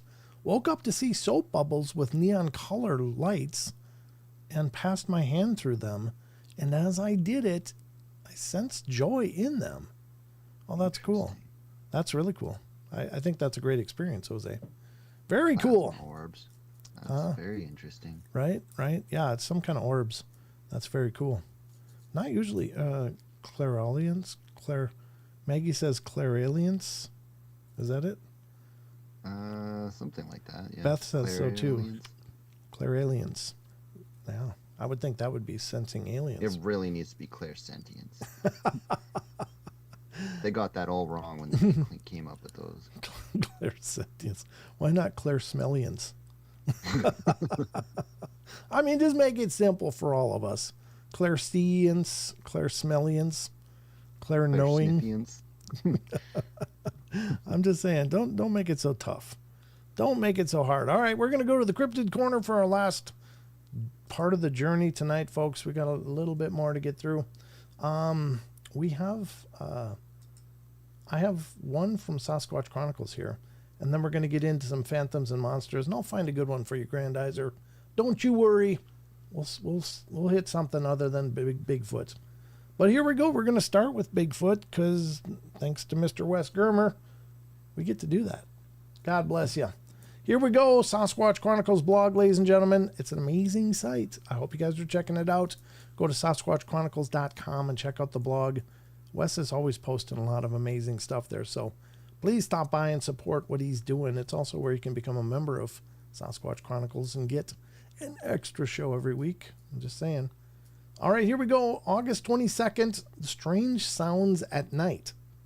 A listener writes, Wes, I'm an avid follower of your show, and I really enjoy it. I live here in Washington, and I'm sending you these clips from my sister.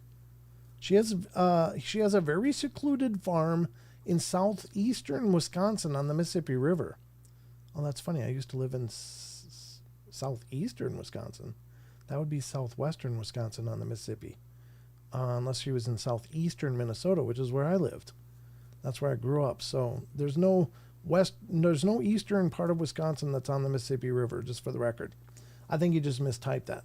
She lives alone, but one night while she was out, her cameras recorded these clips. These sound a little too strange for coyotes. I thought your trained ear may offer some insight into these. She's long suspected activity but had no physical proof. Unfortunately, she was out that night and her dog was with her, and I was hoping the dog's reaction would have given us more insight. It'd be great if you could let us know what you think. So here we go. Take a listen. What do you think? And let's have a listen. See what you guys think. If you've got headphones, I recommend putting them on because, obviously these sounds are atmospheric recordings. They're not right up to the microphone. You may have to have headphones on, crank up the sound, and have a listen. Let's listen together.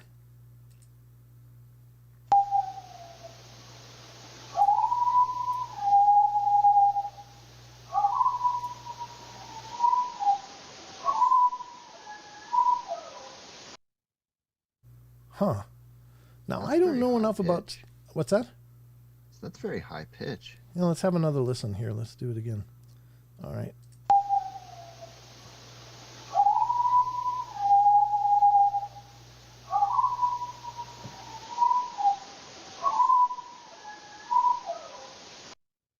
Now, I'm not going to pretend to be an outdoorsman enough to say, yes, that's definitely one thing or another. But I will defer to your guys' expertise. I know several of you are very outdoors. Ona Hawley says, Red Fox? Oh, okay. That could be. Yeah, it was pretty short duration compared to what most Sasquatch audio is. Yes, that's true. Oftentimes Sasquatch vocalizations go on for like 15, 20 seconds. They're extraordinarily long. Mowgli Gremlin. Benos. Beth says, I had a German Shepherd that sounded like that. Okay. Sharon Sunshine's got no clue, and Grandizer says it's trying to say yoo-hoo, but through a metal tube. Yeah, it does sound like it's really close to whatever's recording. The camera, I guess, the outdoor camera. Do you have any thoughts on that one, Chucky? Can we hear it one more time? Yeah.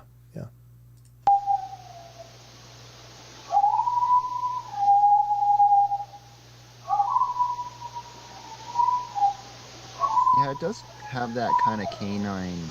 It does sound to it. Honestly, I think fox is probably pretty close. I've mentioned on the show before that there was this very tame fox that used to come up and let me, hand feed it. I could feed it right. It'd come right up to me.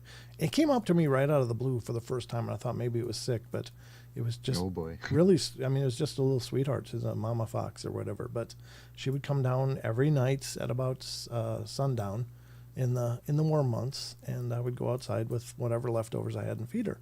But I would hear sounds kind of like that up on the hill. And I didn't really know at the time that was sounds that she could have been making or her offspring. But I do remember hearing similar kind of sounds like that.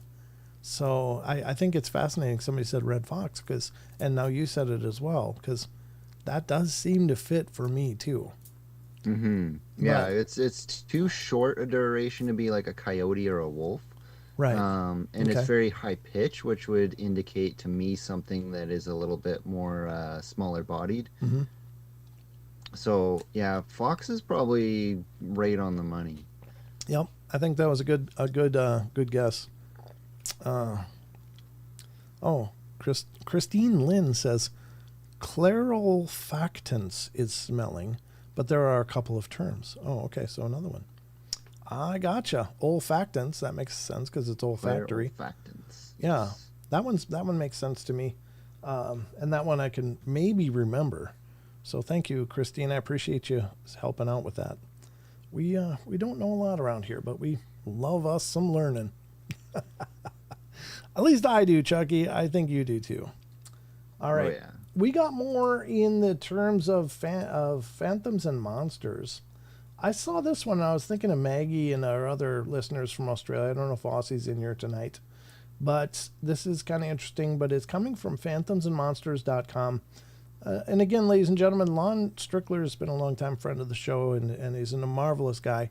He's really been a pillar in this community forever. So please check out phantomsandmonsters.com. It is his site, and it has literally been a mainstay of mine for decades, as I've been interested in this stuff for at least a decade. And I stumbled on the Lon's site one day many, many years ago, and I was like, wow, this is amazing. He's got encounter reports of every nature you can think of. It says first. Maybe he was the first. There's also 3 guests in the studio with you. Oh, was there? Okay. Well, it's funny how often they come in threes. That is so weird. I don't know what that is, but they always come in threes, usually. Usually when I get dots on the radar, there's 3 of them, or it starts with 2 and then the third one will pop. All right, well, let's check this out. This article is from Australia, from Oz. And it is dingo-like cryptid canine almost opens pickup truck door. Here you go, Maggie. Go with your dingoes. Let's have a listen. Or let's have a read. Oh, man, I forgot to blow this up. Let me blow this up to reading size. Almost there. There we go. 150 is my happy place as I've gotten older. All right, here it is. It scratched on the windshield, and then it was literally trying to open the door. It stood up. He stood up on his hind legs, back hind legs. I think that's the only hind legs they have, but and was literally trying to lift the door handle like it knew what it was doing. Lon says, I received the following account. Hi, Lon. I'm 45 years old, and this happened back in 1990. I'm driving my friend from Long Island, New York, out to Tucson, Arizona. This is not down under at all. Okay. I guess it's right here in the States, folks. Sorry for that. I read the headline. And it was like, dingo. It's got to be down under. I'm coming through the mountains into Alamogordo, yeah, New Mexico, and this dog comes out, and I'm like, I'm going to hit him. So I stop the truck, and I'm pulling a trailer. I'm driving a Toyota pickup with a U-Haul trailer. This dog comes up to the driver's side door. Now, I know I had plenty of rest because I was sleeping during the day, and my friend was driving during the day, and I drive all night. Well, I wake my buddy up. Darren, wake up. Look at this. The dog had short front legs like a dingo. The eyes were glowing. Dingoes are indigenous to Australia, and they're not in the Southwest, out in the desert. Well, anyway, it comes up. I rolled my window down a little bit. Oh, Jesus. And I thought that something wasn't right. So I locked the door. I pushed the button down with my elbow because I'm left-handed. I hit the door and I reach over with my right hand and roll the window up. Well, it scratched on the window and then it tried to open the door. It stood up. He stood on his hind legs, back hind legs, and was trying to lift the door handle like it knew what it was doing. I'm yelling, Darren, wake up. He looked over and he said, what the hell is that? Wrong segment. I put the truck in first gear and we were on a hill going up. And I'm like, I don't know what the hell that was, but that was crazy. It had reached and tried to open the door of the truck. If I hadn't locked it in time, he probably would have opened the door. I'll never forget it. Craziest thing. Ooh. Now, I got to tell you, that's creepy. It is creepy. I don't understand the shorter front legs, too. But I will tell you that there is videos of, like, lions and other things, bears opening door handles. So it's not unprecedented, but they usually do it with their mouth. I don't know if it was trying to do it with his mouth or if it was doing it with a paw, I'm not really sure the manner in which it was trying to open it. Did it say, or did I not really see that? I think it was with its paws. Plenty rest. Coming through the mountain. Pulled the trailer. They're not in the southwest. This is talking about dingoes, so I locked the door. It's left-handed. Reach over, right hand. It scratched the window. Then it tried to open the door. It stood up. Stood on the hind legs, trying to lift the door handle. But I don't know how it was trying to lift the door handle. If it was with the mouth, I mean, yeah, there's other animals that have done that with their mouth. But if it was trying to use its paw, then that's freaky. Yeah. Makes me think Skinwalker. That's what I was thinking too, especially in New Mexico, right? That's like Skinwalker Central, right? Around the Navajo range there. Yeah. That's Yikes. Super creepy.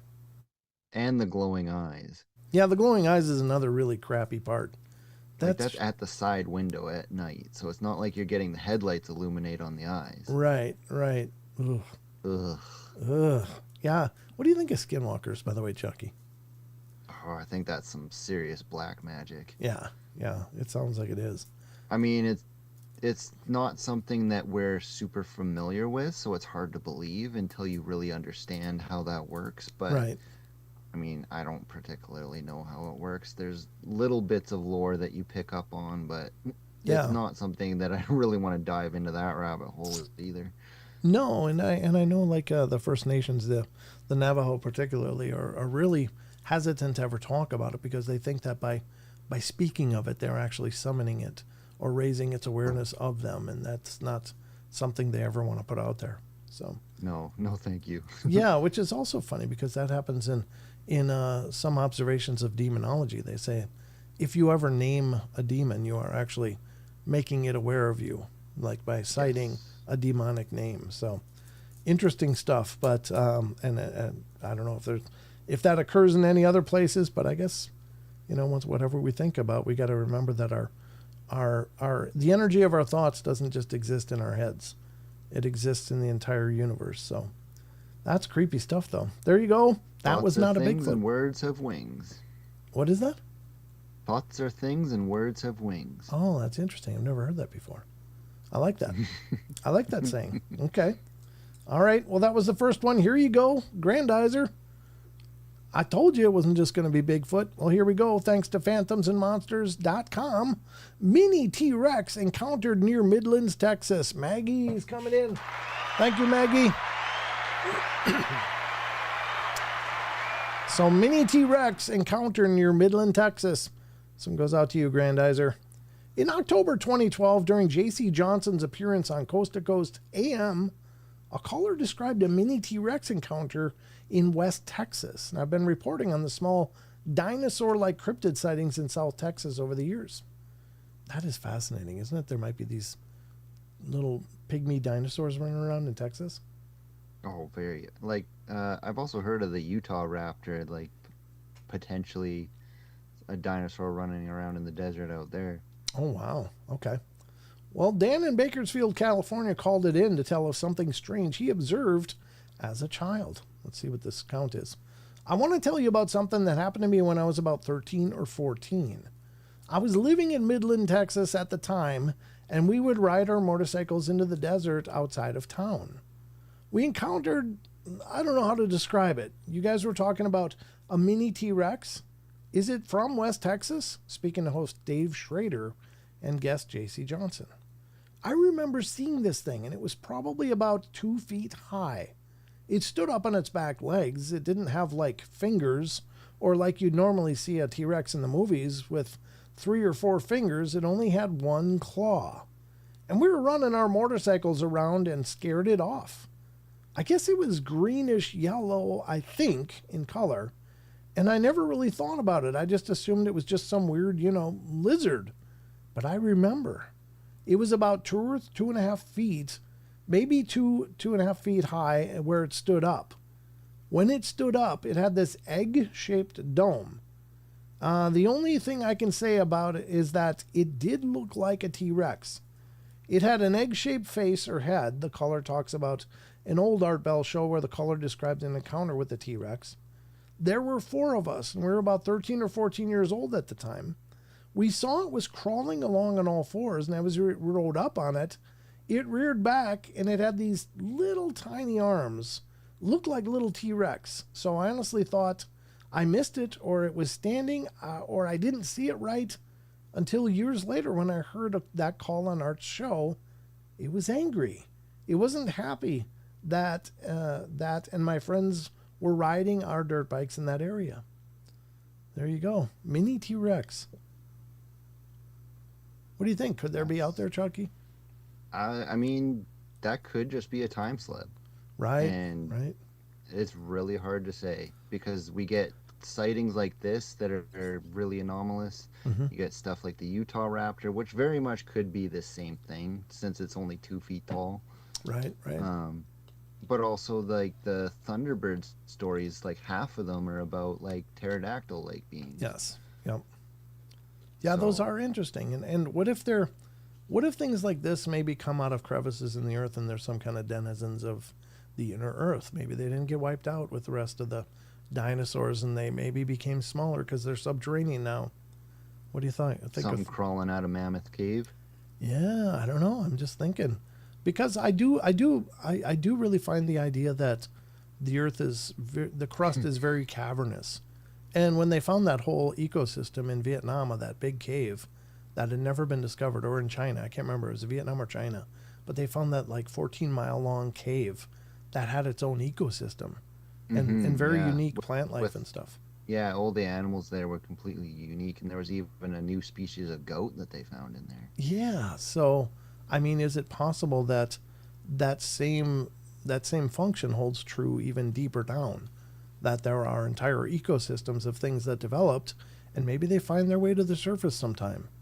And that's could you imagine being a cave spelunker and going down into a cave and you run into a T-Rex? No, I couldn't imagine being a cave spelunker for any number of reasons, but one of them is certainly T-Rex. The others are, I don't want to be the guy that gets wedged in somewhere and it's like, well, sorry, Phil, we got to head home. Look at the time. We got to go. You're on your own. That's not the way I want to go out, is wedged between 2 immovable surfaces. Or cave-ins or any other number of things. I mean, I respect the hell out of people being willing to go in and do that and explore those spaces, but my God, what could be in our, in the world around us? Anything, right? Yeah. I mean, we never know. And again, what if it is just a time slip? Ona Holly says, I was raised about 10 to 15 miles from Mammoth Cave. Very cool, Ona. Wow. I asked Tex of Texas Front Porch about DNO cryptids, and he said he has heard of them, but maybe hasn't seen one.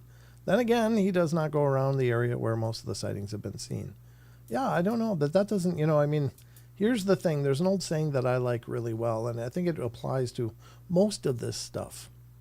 And it's an old saying, but I think it's very powerful, and that is, what is it? Absence of evidence is not evidence of absence. Mm-hmm. I love that saying because it's like, well, just because you can't produce a substantiated piece of evidence to validate that something happened, it doesn't mean it didn't happen, and I think that that's very powerful, especially in terms of all this weirdness, that things are happening, these weird events are happening, and we can't understand it because it just is absolutely foreign to our worldview, but that doesn't mean they don't happen. And I think we're all probably examples of that. All of us that have had any kind of experience with any of this weirdness. It's like, yeah, I can't prove it to you guys, but I'm happy to tell you what I saw. So there we go. But Chucky, I think we made it. Yeah, that was a fun chat tonight. Yeah, it's a fun chat every night. What do you mean just tonight? It's fun tonight because I'm here. Oh, that always makes it better, for sure. Absolutely, brother. But I really appreciate you coming in and being a part of the journey with me. I had a lot of fun with you, man. Oh, absolutely. And this was great. It was great, and it is great. And please stay tuned to the Discord. Chuck, you'll have a new question of the week going up this week, and I'd love to have you guys vote on it. Now, I do need to let you know that next Saturday's show, a week from tonight, is going to be the last show for a week. because that's the week I'm going to Vernal, Utah. And then after that, I'll be going to Missouri at the end of September, or in the late middle September, for the Crossing Realms Conference. So those are 2 conferences coming up in September. I'm going to kind of be all over the map. But so this next week's shows are the last shows for a week. And so I got to skip a week because I'm not going to be able to do shows. That does not mean, however, that I won't do some live streaming. So please tune in and stand by and watch for pretty I don't know, knee-jerk reaction kind of streams. Like, hey, I've got a minute. I'm going to stream for a second. And I'll try to walk you guys around Phenomicon, let you see what that's all about, and walk you through it. So that will be coming up not next week, but the week after. So watch for that. But thank you, Sharon. I appreciate it. And I wish more of you guys were able to make it, but it's been all sold out now anyway. It's a huge conference, and there's going to be so many incredible speakers and presenters, and of course I'm going to be there, so it's all good. It's going to be a lot of fun. But just remember, guys, Chucky, anything in closing? How can people stay in touch with you, brother? I mean, you can find me on Spotify at the Danger Zone podcast with Chucky Danger. I've also got my own Discord that I could always drop a link in the other Discord or whatever. Yeah, by all means, for sure. Sure. And, I kind of delve into stuff other than paranormal, but I do touch on that as well. So we get into some dangerous stuff. It's the Danger Zone, by God. That's the way it should be. So, heck yeah. Guys, follow Chucky. Go subscribe to his YouTube channel. It's Danger Zone, right? With Chucky Danger? Yep. And you can find me on Instagram at Chucky_Danger. There you go. So support our brother in his endeavors as well. And I'll be back on Wednesday night. So unless something comes up, but definitely follow me on social media. I got a Brent Thomas Facebook page or Paranormal Portal Facebook pages, and I will post there or get involved in the Discord because I always post any updates and breaking situations there. So I'll try to let you guys know as much as I can, but I'll plan on doing a Wednesday, Friday, Saturday show as usual this next week. And then the week after that, no shows. No scheduled shows. There might be some live streams though, but that's all we got. For tonight, I hope you guys had a great time. Thank you all for being here. Remember, we love you all. Be good, be kind, be nice. Take care of each other. Help each other out. Find the magic in every day. Remember to laugh as much as you can. And thank you, Grandizer. If you want to send me anything, Grandizer, post the P.O. box in the chat. I appreciate that, brother. Thank you. And I always love getting surprises from you guys. Just no nudes, please. Just kidding. Just don't send me anything gross either. That wouldn't be fun. But if you got anything kind of fun. Oh, yeah. Chucky's going full wrestler on us again. All right, that's it for us, guys. You have a great night. Love you all. We love you. Be good, be kind, be nice. Take care of each other. Help each other out. Find the magic in every day. And remember to laugh as much as you can. We'll see you next time. Rolling the credits, Chucky.